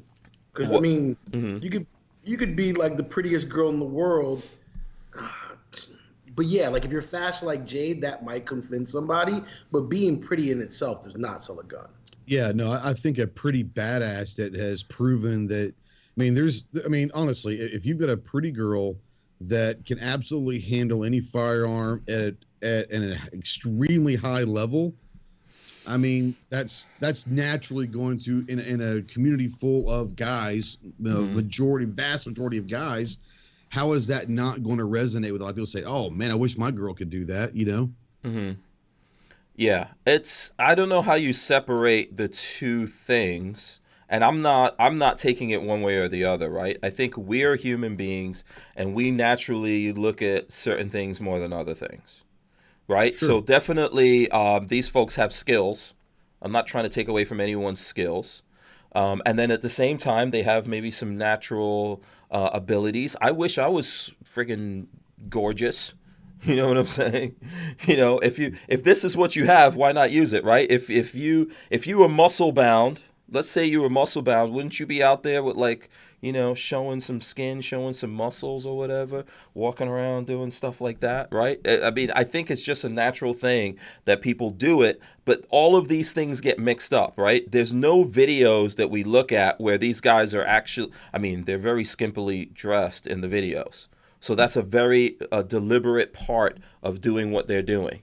I know I've seen a lot of, like every SHOT Show, you see pictures of Taran Tactical, bunch of women. I don't see other dudes. I was surprised he even had a guy working for him doing marketing. So these things are kind of like mixed up. I'm not saying, you're not going to hear me saying you're not allowed to do that. Of course you're allowed to do that. But if you do that, you have to have, if you care about it, a certain amount of responsibility of what you do. And I know when I looked at that video and I heard what he was saying to this person that's an employee of his, that's pretty disgusting. He himself is pretty weird and creepy or whatever, and he himself admits, hey, this is weird and creepy. This was bad. This was a bad thing that happened. So I think you have to learn how to balance. If you're going to do this kind of stuff, and this is what brings in the business to you, 100%, go ahead and do it. But you've got to balance how you treat people, because very easily things are going to go wrong there. There's a big and difference. If they go wrong, you better own it too. Yeah, I'm sorry. Go ahead, Marco. There's a big difference between Hugh Hefner and Larry Flint. Yes. Yeah. What do you think about this kind of stuff, Dillon? You're a young guy. I'm trying to pull you into this here. What do you think when you're looking at us in the gun world? Do you care about all that? Do you care how like attractive people are? Do you look at certain things because you're like, oh, this person looks good, or are you just all about the gun? To me, I'm all about the gun. Like all this stuff, like it just doesn't really resonate with me. You know what I mean? Hmm. Yeah. Um, like the stuff you all were just talking about with Taran Tactical, like it's kind of surprising to hear that, but it just seems like you talk about Hank with the whole gun bunny thing. I feel like that kind of hurts the gun industry in general because it's just like, I mean, it kind of puts the gun industry in a box, in my opinion. Hmm. Hmm. I don't. I don't know. I think it's a weird kind of thing because ultimately, like we were talking about this before, it's human beings doing this, right? Lots of different human beings doing this. I think if you're doing it and you're just purely about the sexiness of it, right, or the show of it, and you don't care about like the politics, the skills involved, the safety things, and all that involved, then I can find a way to go, okay, this is crazy. I'm not going to pay attention because this is just about this person like having big boobs or being muscle bound or doing stupid shit because I don't put just beautiful women in the category of being gun bunny. So what I mean by that is just if you're a beautiful woman out there, I'm not going to say immediately you're a gun bunny, right? I think that it comes Right. down to, are you actually trying to train, learn something, teach people things, impart information to people, help people, and oh, well, at the same time you happen to be attractive. Okay? Obviously there's lines that everyone thinks like I just said, if you look at those Taran Tactical videos, there's very little clothing, and I see someone saying on there, none of them look like they're really worried about brass or anything like that. Although when I see people actually competing, men or women, I don't really see them dressed like that. So if you're dressing like that to do these drills, okay, it's not all about the drills that you're doing, right? Right. It's about you looking a specific way. But if you actually have those skills, I mean, I could deal with all of that. What I Free think, birth parts. yeah, yeah, but that's on you, right? Because you're Yeah. taking that chance that you're going to get burned or this thing or that thing or whatever because you want to look good. And I'm not going to take away from people for wanting to look good if there's something serious behind whatever they're delivering. I think it becomes bad when, people are just doing it for the spectacle of it, right? So what's like if someone's just really trolling us for the spectacle, like we've all talked about, like Vada, okay? That's the question that it comes down to. Do we think that that guy was actually training someone or he was just trolling everyone? God, I hope he was trolling. Just Okay? saying. Yeah, but that's where that thing comes in. Yeah. Or if you're That's if you're looking at someone and they just, and we've all seen videos like that where it's just a woman with big boobies, very scantily clad. Okay, she's shooting this gun. Is that is that anything about the gun or anything like that, or is it just look at this video because there's some boobies right here? You know? I would okay. I mean, yeah, I see what you're saying, but okay, let's just take this.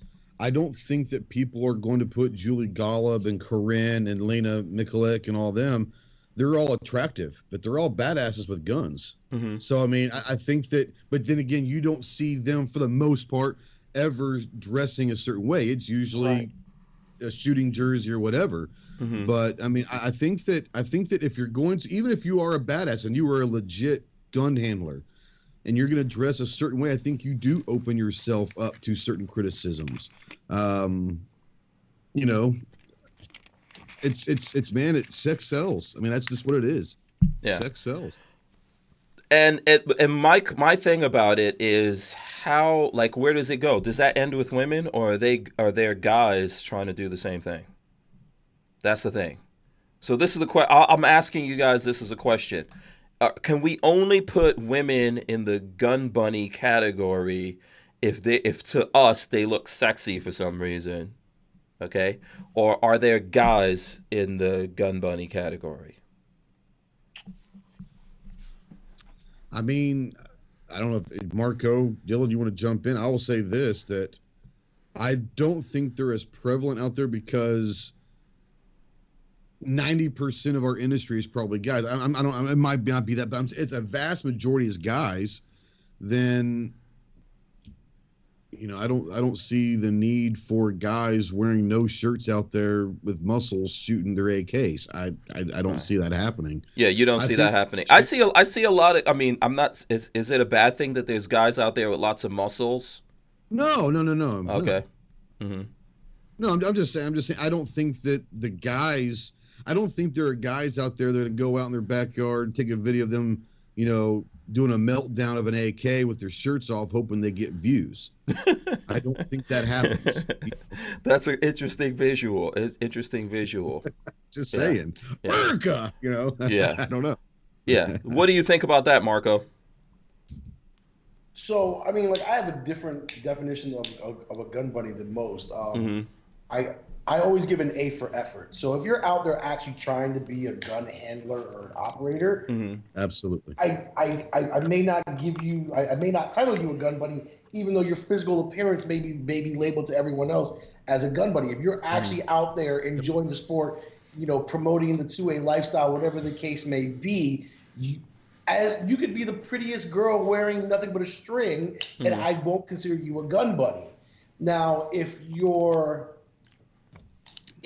put on because you are pretty and you have no attachment to the 2A, or the only reason you now have attachment to the 2A is because it's now a business opportunity to be attached to the 2A, then I'll call you a bunny. But if you're out there actually training or, taking training, getting training, giving training, or whatever the case may be, you could be the prettiest thing in the world, and I'm not going to call you a bunny. I refuse to do that because that's what actually hurts our culture. Yeah. Definitely, those that don't betray that. So, and are you basing that just on looks? Okay, because there's looks in the face. There's looks in the face, right? And then there's looks in the body. Now, let's be honest here. We're all guys here. You could be wearing a freaking burqa and dudes are trying to figure out if you got a big ass. Okay, so is it just the face or is it how you dress? And does how you dress affect that? Because some people dress differently from other people. Like there's young people like to wear skinny jeans. Once again, I would qualify that post facto because I'm first interested in what the person's interests are. Much like once again, I don't care what their actual skill level is. I care more about their interest and their intent. So if their interest level is high and their intent is well-meaning, it may not even come across as well-meaning as long as they're intending it to be well-meaning. I refuse to call them a bunny. I refuse to do that. Yeah. But we all know that there are a couple of, specifically in Instagram, female Instagrammers, where someone's husband gave this girl a gun and said, "Here, stand here. I'm gonna take a picture of you." Yeah, and that's definitely the gun bunny. Yeah, that's the classic. That's the classic definition of that I think about in my brain. And what I'm trying to say to you guys, I think there's okay. So for example, I'll give a couple of comments here from the chat. David Cardinal says the firearm blog guy in his short shorts. Does he qualify as a gun bunny? I forgot his name, but he's got muscles. He wears tight shirts. It's James, isn't it? I think so. I think it's James. He's done stuff in the shower and stuff like that. Is that? I'm not trying to dish James, right? I think he's doing comic relief there. I think it's just comedy. Yeah. Is that comedy? Is that him maybe doing something different and funny to get to see if we're paying attention? I don't, I think it's just his style, even though I think it's a really crappy style. Yeah. Yeah. So do we put him in the category for that because he's rocking some short shorts now? Brian Quick says what a woman wears shouldn't have a bearing on competency. Let's see. Okay, DC. That's the whole point, though. That's the whole point. That's what we're talking about. Is it doesn't matter what they look like if they're competent, if they are, if they're actually trying to be part of the culture, they're actually learning, or they're already a complete badass. That's not what we're talking about. We're talking about the people that are exploiting this culture to make money and try to be famous. That's what I'm talking about. Is Yeah. there are people that we know that are out there truly to exploit us. Yeah, and also I'm trying to remember the name right now. I know him. There was one of the gun YouTubers that once like was washing his car or something like that, and the video blew up. Huh? GY6 Vids. Do you guys remember that? He was like washing the car, and then a whole bunch of ladies had to. Watching it. Yeah, and the bunch of. I think that video went pretty big. But do we put him in that category? No, I think he's very serious about guns. It's comedy. Yeah, that just He also happens. puts out like one video every 3 months. But he gets a lot of views on it, right? Not as many as subscribers. Not as much. Subscribers as you would think. Oh, okay. What is Well, is think a lot GY6 of it Vids is- doing something different now, or he's still doing his thing, right? I don't know. I don't know. To be honest with you, Hank, this is just going to sound crazy. I don't watch a whole lot of gun videos. I really don't. When I'm watching YouTube, it's more like entrepreneurial stuff and tech stuff. No, it doesn't sound crazy to me. It'll drive you. My friends, outside of my friends, I don't watch much gun stuff. I think it'll drive you nuts. Like I look at car videos or watch videos or TV I'm more shows. into camera videos. I'm even the camera gear. And scammer bait videos.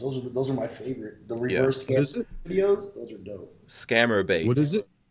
Like reverse scammer bait videos. So this guy who's a hacker actually calls like the call center and hacks into their computer and does their shit. Yeah, the guys that are trying to hilarious. they're trying to get those Nigerian when they're trying to get. This guy called Scammer Revolts. Check him out. Like he hit like 1 million really fast. He hit 1 million. Really I know fast. who you're talking about. Scammer Revolts. Yeah, I have to look at different stuff because it will drive me crazy. Now, let's say Dillon says, "Hey, Hank, did you see this?" Or like the other day, Walter actually said to me, Military Arms channel is having some problems with the Glock 44. If people tell me, "Hey, did you see this video come out?" I will go specifically watch that. It's impossible to keep up with everything. DCG 44 said this thing. He says, "What about the operator look? That is a sales tool for too many." What do you guys think about that? Is that something used to get our attention when everyone's out there in the boots and the tactical pants and all that stuff and the beard? I was thinking of the same thing. And you look at like Magpul. Like I love Magpul. They're one of my favorite companies. But I mean, some of the clothes that they try to sell. I mean, it just doesn't really fit me well. And it's just like, I mean, I'm not trying to knock anybody that, wants to be an operator or whatever, but it's just, it really, it's just really, I don't think it really like helps our cause because it seems like they're not wanting to market to like the normal guy. Mm-hmm. Well, so are people dressing like that deliberately, accidentally, or somewhere in the middle? I think you got both. I think there are people that want to portray a certain image of themselves. Mm-hmm. I think that there are people that might have been operators or in the military for a while, and they just I'm comfortable in my combat boots and cargo pants. That's just because I'm comfortable in them, and I've worn them for a long time. But I think that there are people that's just kind of how they dress. Now, right now I'm wearing cargo pants, combat boots, and a button-down shirt. Mm-hmm. So I'm not the operator style, but I do like boots and cargo pants, especially in the wintertime. I feel more comfortable in boots, I know that sounds crazy. I live in Florida. Boots feel more comfortable to me. I wore boots at SHOT Show, and my feet were fine, Mm-hmm. But I think there are people that want to look a certain way, that maybe to be accepted or whatever. So, I mean, I don't know. I think that there are people that are going to dress a certain way because they think that's what they should look like. And so, yes, those companies are going to sit there and say there is a part of us out there that look like an operator every day of their lives. Yeah. You're going to sell clothes, I know. I think it's a totally subjective question because you really it kind of gets back to the gun bunny question where you really have to know the person's internal intentions. Yeah. I mean, are you a wannabe operator because your backpack has Molly on it? I mean, who doesn't I love me a cool backpack. I'm a sucker for a really cool backpack. I'll never I'm not much into the tactical gear. I probably wear cargo shorts, but I'm not much into the tactical clothing. But then at the same time, if I just bought a helmet and a pair of nods for $15,000, am I a wannabe operator or am I cool as shit because I got a fucking pair? I'm sorry, because I got a pair of nods. You know what I'm saying? I've given up on It's very trying to stop you subjective to the person as far as what their real intentions are. Right. Because yes, you like half the people can be and half the people might not be. And having a pair of nods is super, super cool. And I'm not getting it to really impress anybody but for me to go look at the stars. Well, I mean, listen, I think you are allowed a certain amount of bragging. Okay? If you worked hard for that thing and you got it, you could at least brag a little bit to the people. You know, because other people might not understand. Your friends at work or whatever might not understand why this is so cool and badass. But like, for example, I've always liked wearing boots. I don't really wear them as much anymore, unless if you see me on my own range, I'm probably wearing boots, and I do have cargo pants. I like cargo pants because I could put a lot of stuff in my pockets. Right? So I've always liked that. But one of the things is when I first started doing this, I used to dress like that too. And then I was like, I kept having this thing where people thought I was either law enforcement or in the military. And I was like, no, I've never been in the military. I mean, I think that's like, I don't want anyone to even perceive me that way. And so I stopped. I like found things that have a lot of pockets and stuff like that, but look more like jeans than cargo pants because I wanted the opposite of that, right? I didn't want someone to necessarily perceive me that way. But then again, you know, I'm a guy with a big ass mohawk, so. But I do the mohawk just because I like the mohawk. That's interesting, the point you brought up about, and I never thought about that. And I guess if you are military, former military, you don't even think about this. But I never thought about the idea of post 9/11 maybe trying to look military. I never even thought about that. But I just got to be a reason. That's got to be part of it, I guess. I think there's lots of people. Look at tactical beards, man. Yeah, I was just about to say the beard. I mean, the beard is a total military post 9/11 phenomenon, and all the hipsters love it. They're ruining it, man. The hipsters are. I was really gonna say, you know, like the guy could be 5'11" from head to toe, every single piece of tactical gear out there, but he's never taken a training class. So that to me is the operator poser because he's buying it just to make a fashion sense. You know what I'm saying? Yeah. I might have the helmet and nods, but I'll be wearing a pair of Gucci foam posits. And that means that means nothing to nobody, but I'm not out here trying to pose. I really just bought a really cool piece of gear that I intend to use either for entertainment, training, or whatever value I have for it. That is me. But if you're doing it just to fit in and no other reason, or to capitalize upon yourself, then yeah, that's what makes you the poser. Yeah. Yep. Yeah. Yep. And if you have to put on a fake beard, no. I've actually, I remember I used to wear like this, not a fake beard, but like it's like a hat, like those wool knitted hats, but it's a beard. Do you guys ever remember that? It's like the beard hat. You ever saw that? Does your facial hair even connect? I know you got like ground No, beef. man. I can't. No, I cannot. Oh, gee, thank you. I can't grow a beard. I can't grow a beard for anything. But I used to wear that fake beard thing. If you go back in some of my videos, you will see it. I especially used to do it to annoy the shit out of Mac. He hated that. You know. And I think I've actually done a video with him wearing that thing, and he was so mad. He was like, I don't want to do this unless you take that off. And I was like, no, I'm not taking it off. So you could go back and see that. But that was me kind of like, you know, being jealous a little bit of the people who could grow beards. That's one. You know, I'm. Is that like rotten taco meat on your chin with the white right there? I can't tell. It's called being old. It's called being old. It's old. So it's old taco meat. Yeah.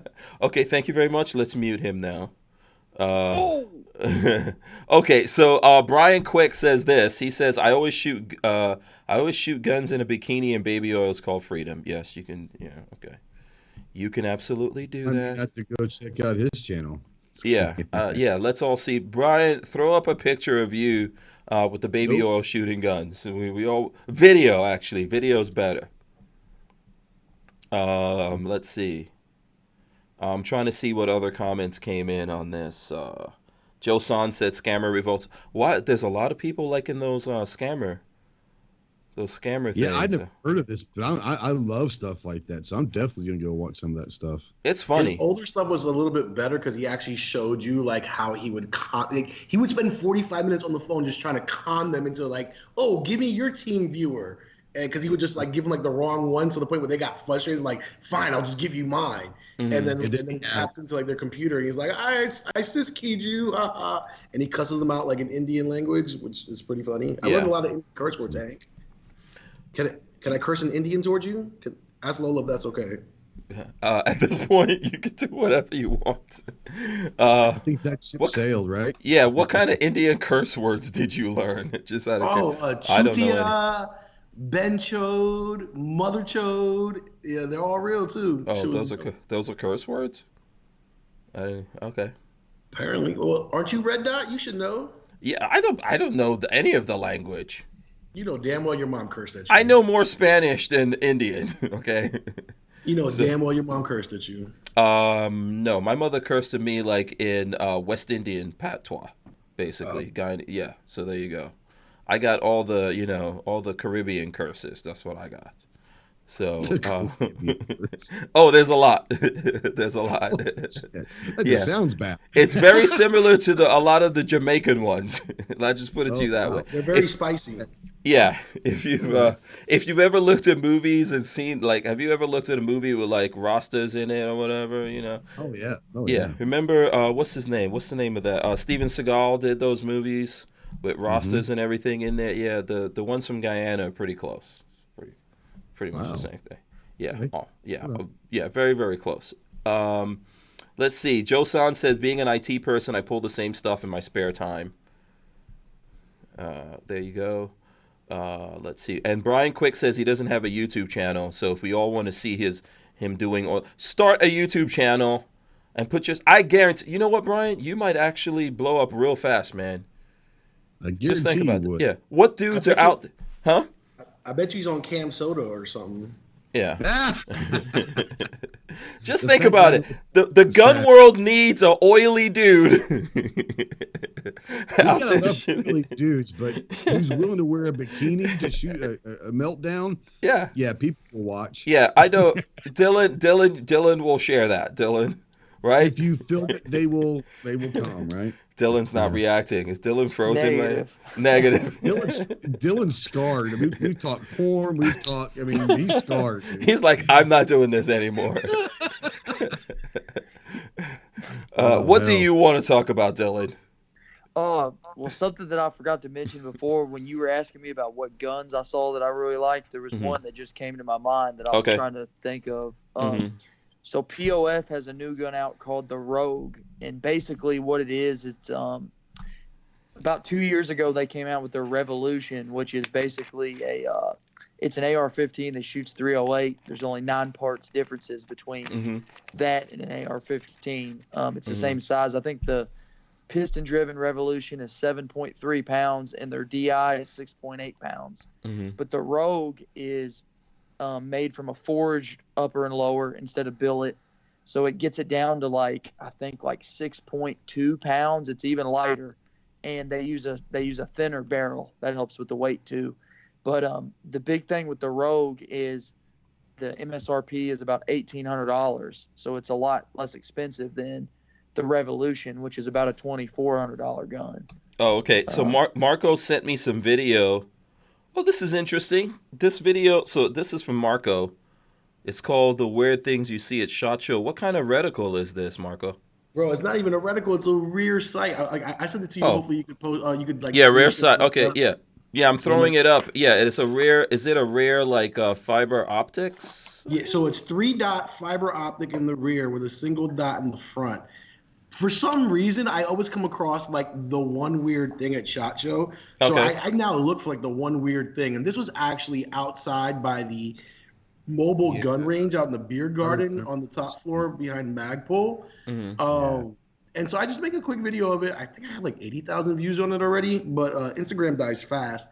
So, but yeah, that was probably my most viewed video from. I mean, let's remember you've got a massive Instagram channel. Nah, it's not massive. It's how many subscribers do you have on Instagram? 300 something. 300 or 300,000? 300 something. 1,000. Yeah. Well, if Yeah. you Oh, insist. now you're trying to be all. Now he's humble. Yeah. Yeah.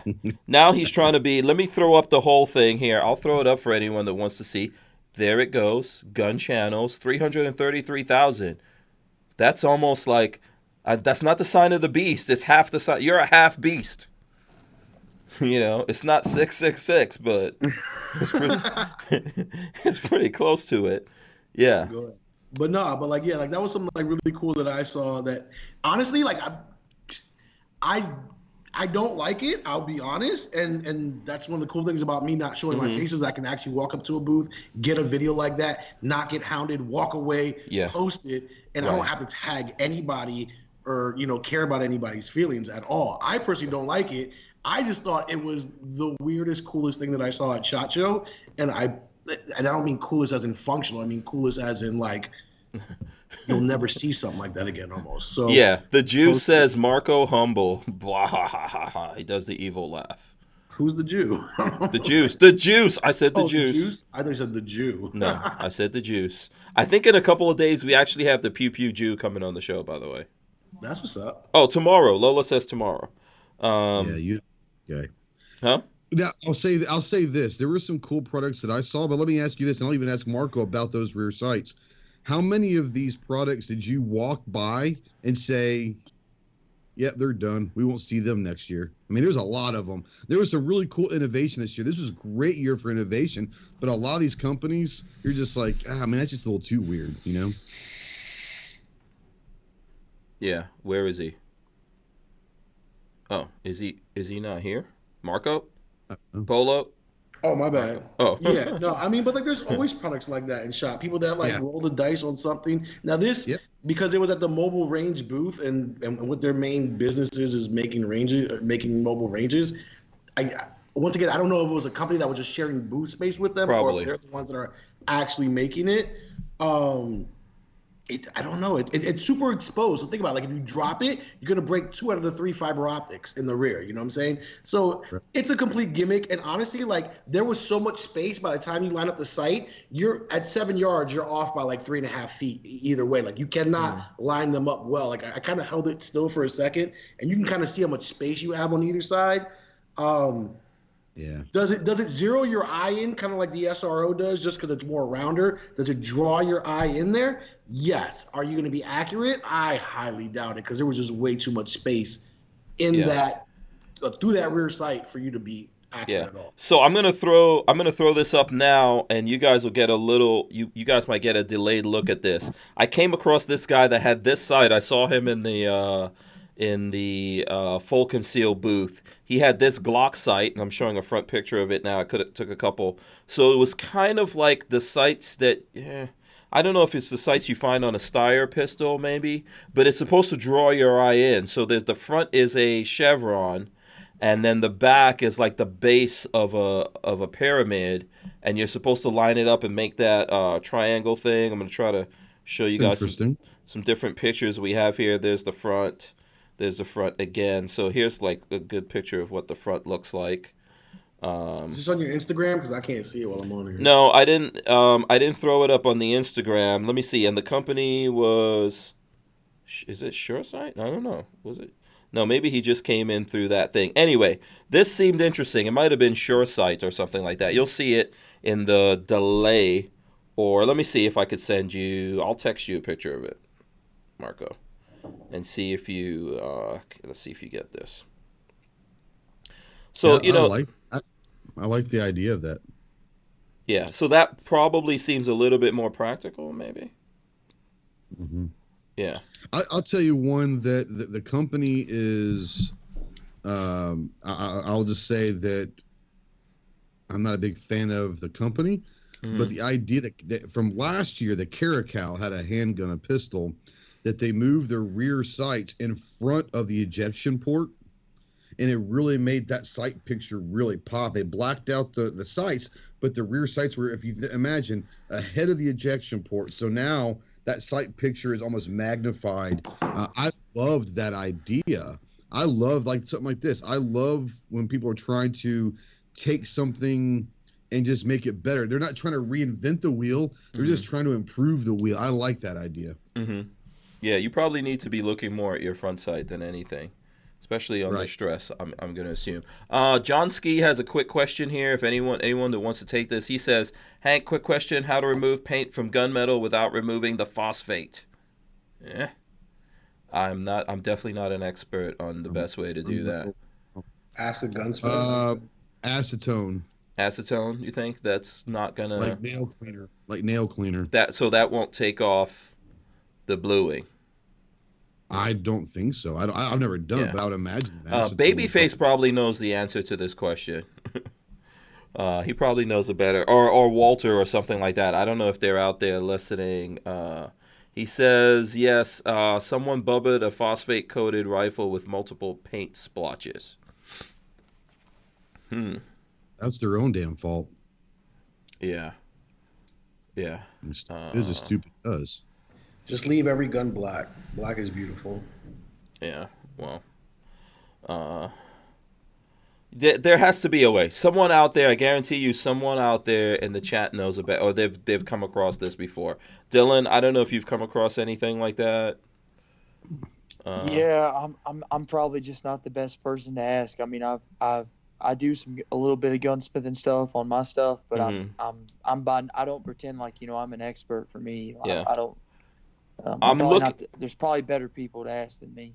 Yeah, I'm looking for weird stuff. I'm trying to look through and see weird. Okay, I did see the yeet cannon. I'll throw that up. Picture of the yeet cannon up there for anyone. If you didn't get to see the new High Point coming out, there's a picture closer. This is closer than it's still a prototype, but not the 3D printed type of deal that you guys have seen before. So it'll be optic ready.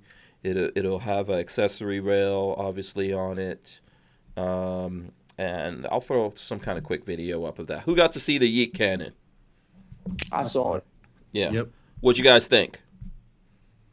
I'm a High Point fan. I mean, I'm not going to sit there and say that they're the greatest thing, but for what they are, I'm a High Point fan. So I love that they're around because the market needs a High Point, Absolutely, and I like they're making it better. Go ahead, Dylan. And I feel the same way. I give High Point kind of a hard time sometimes. I joke about them being a boomerang, but they're good guns for people. They really they're kind of like Palmetto State, where they really exemplify the purpose of the Second Amendment. It shouldn't depend on your income level. And like you said, Hank, the fact that they're making it even better at that price point is pretty exciting. What do you think, Marco?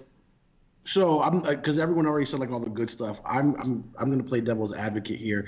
Okay. I'm going to an event in Florida probably in March, and this thing is probably not. I talked to the people at High Point. I've seen them down at this event for the last 3 years, I want to say. It's not going to be ready for that event. It'd probably be ready for. They said NRA show, but not the event in March. So unfortunately, I probably won't be getting my hands on it super early like I was hoping to. The other negative thing that I was going to say, well, that wasn't really negative, but what I think is really going to hurt this gun, and what I hope doesn't, is the fact that people are going to buy this gun for a super low price, and they're going to put a super low price optic on it and then be mad at the actual firearm about why their optic died and or not build it up the way it should, because they spent $49 on an optic and they were expecting the recoil, not to break it, and then they're disappointed in the actual firearm. That's just me playing devil's advocate. But I really look forward to getting my hands on one and putting, a $600 optic on it and making it, the optic being 2-3 times more than the actual work. Yeah. Like that I actually look forward to.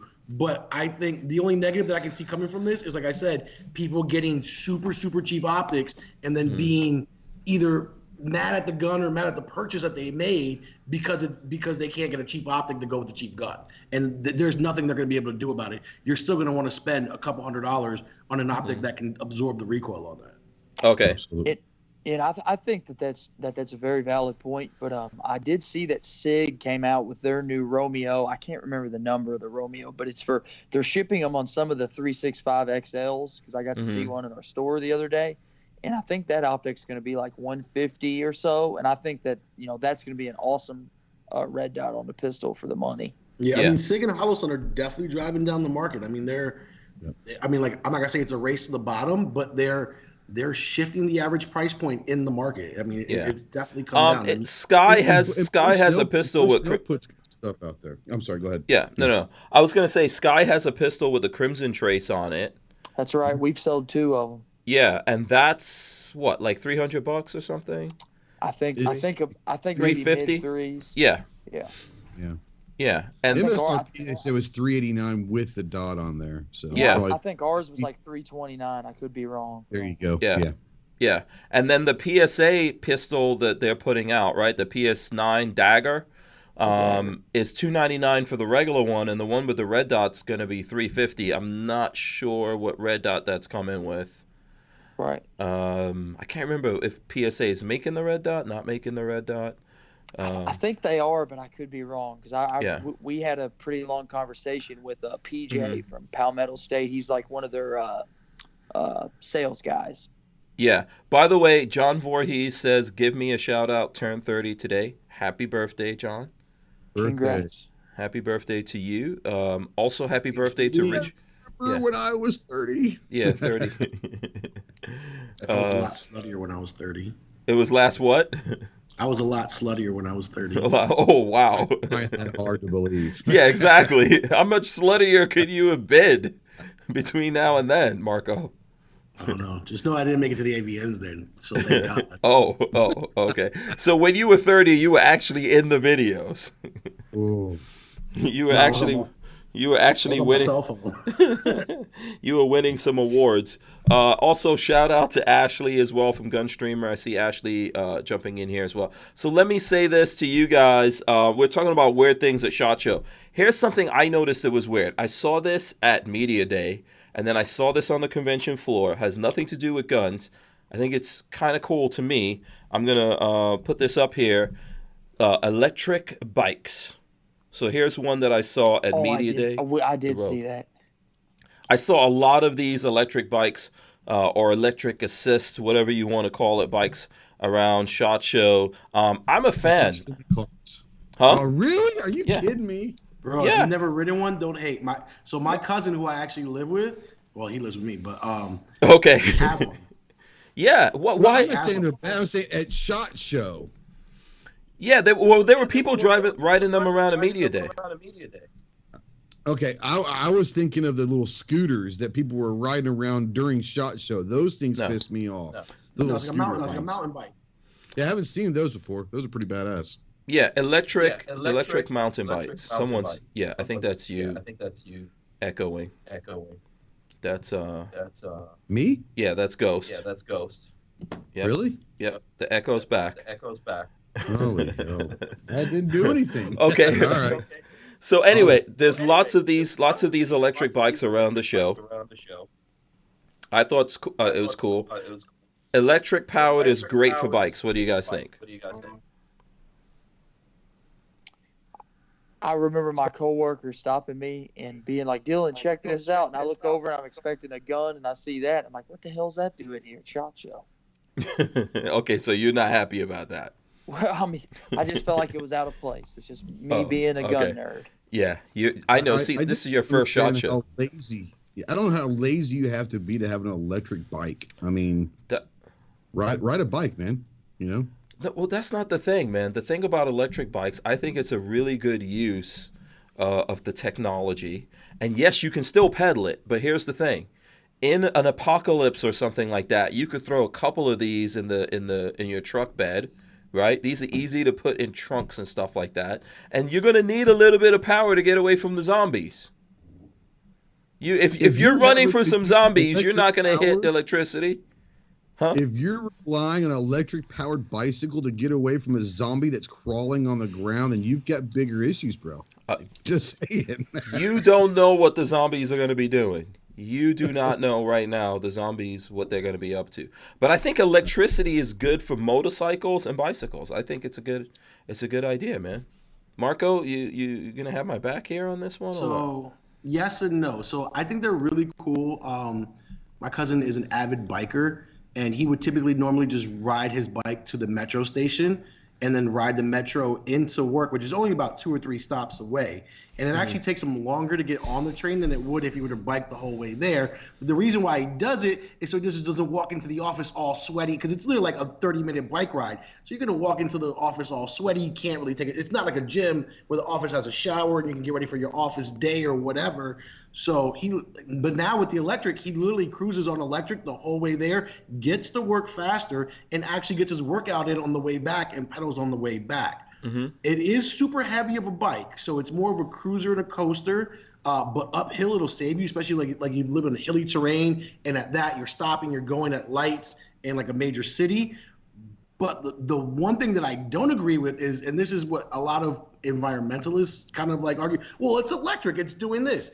There is nothing clean about a battery-powered vehicle of any sense, because if you say that, you've never been to a lithium mine. Yeah, I 100% agree with that. For a mine, if you honestly think battery-powered anything is good, and at that you're still using either nuclear or some other power source to recharge that battery. So there is nothing clean about battery energy. I agree with that. I think so. Ashley at Gunstreamer said this: for places my truck won't fit, and I agree with that. You know, She's I think got a big-ass truck though.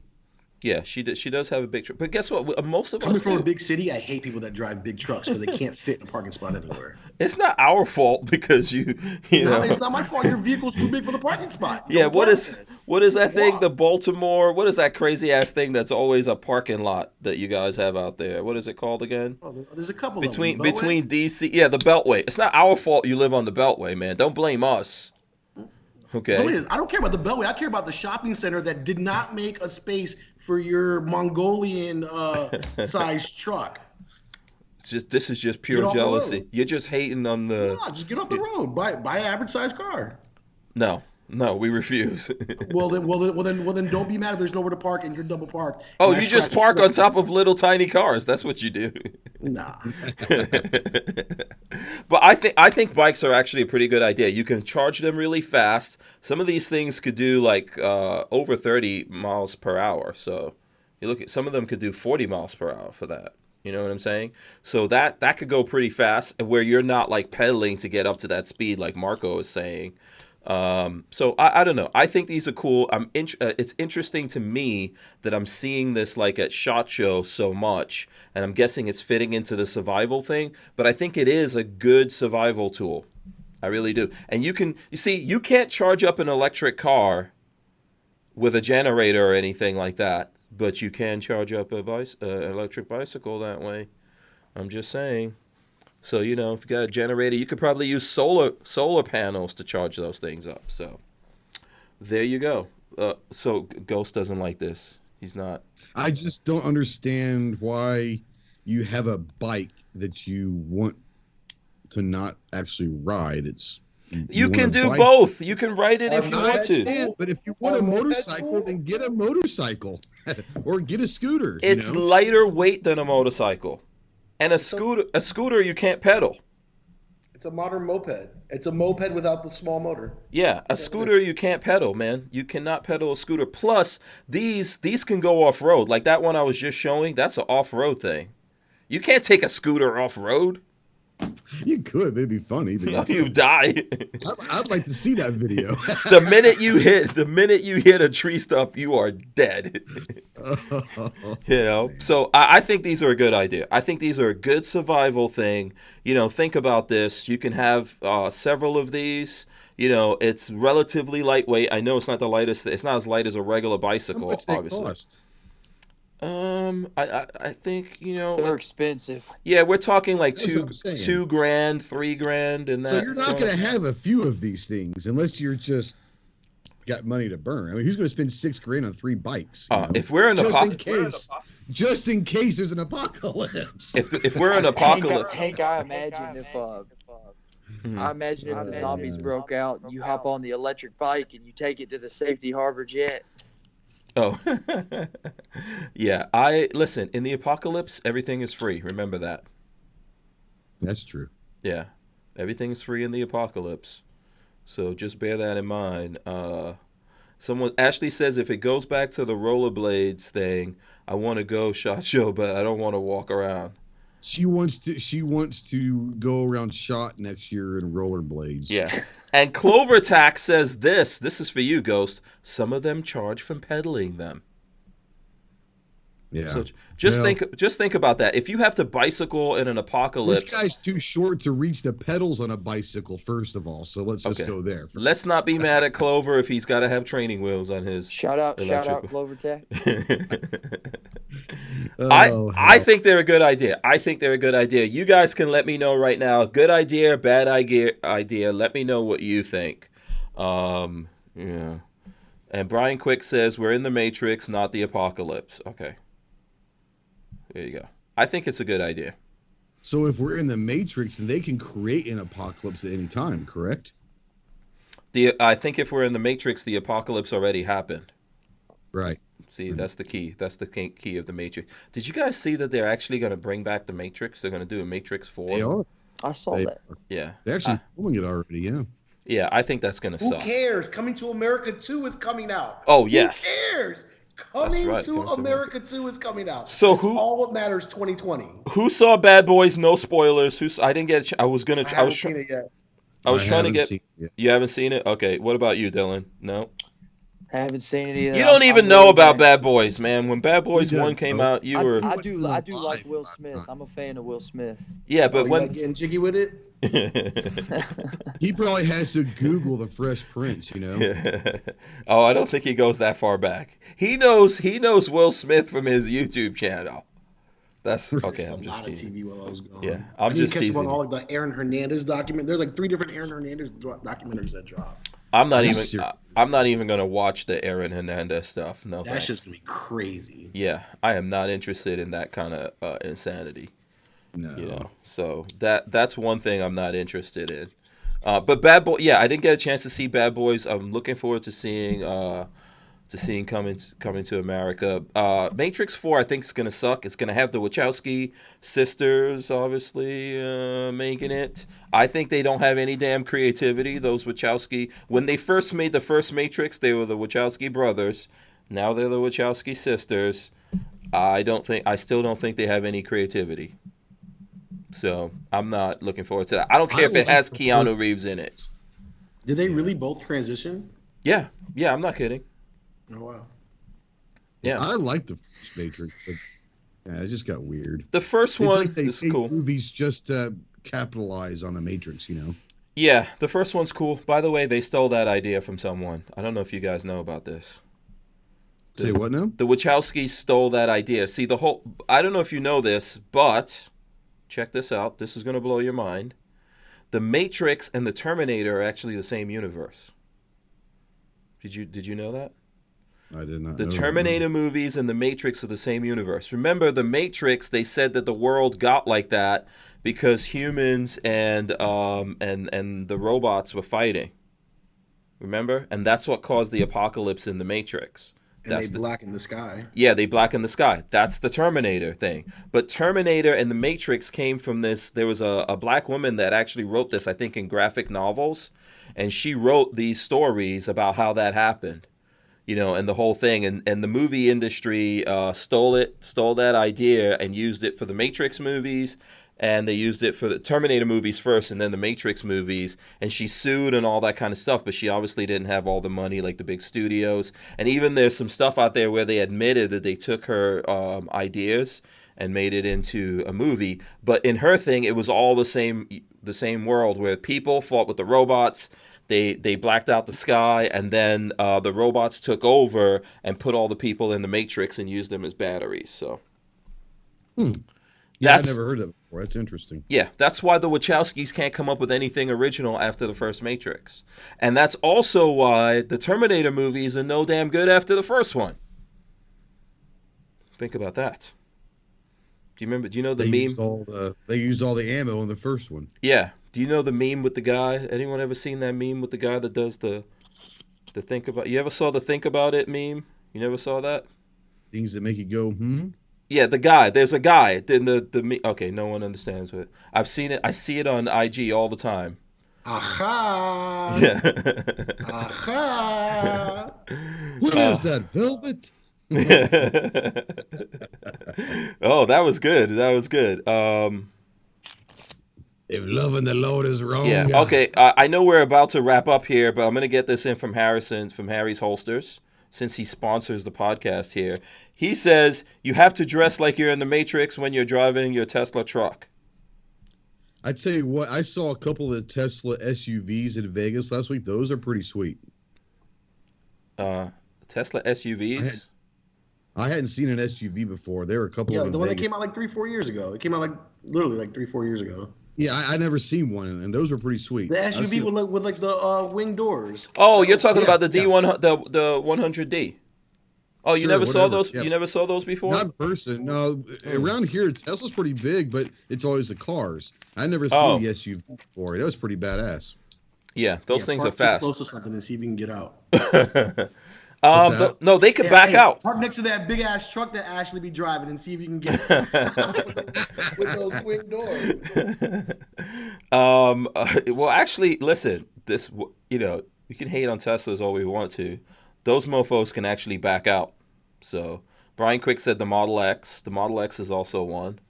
Think about all the lithium that had to get mined in the earth that got to get stripped to get those stupid batteries. Yeah, it's up. destroying the environment, man. I totally agree with you. Yeah, this is the problem. I was having this conversation with someone. This is the problem with everyone going to electric cars.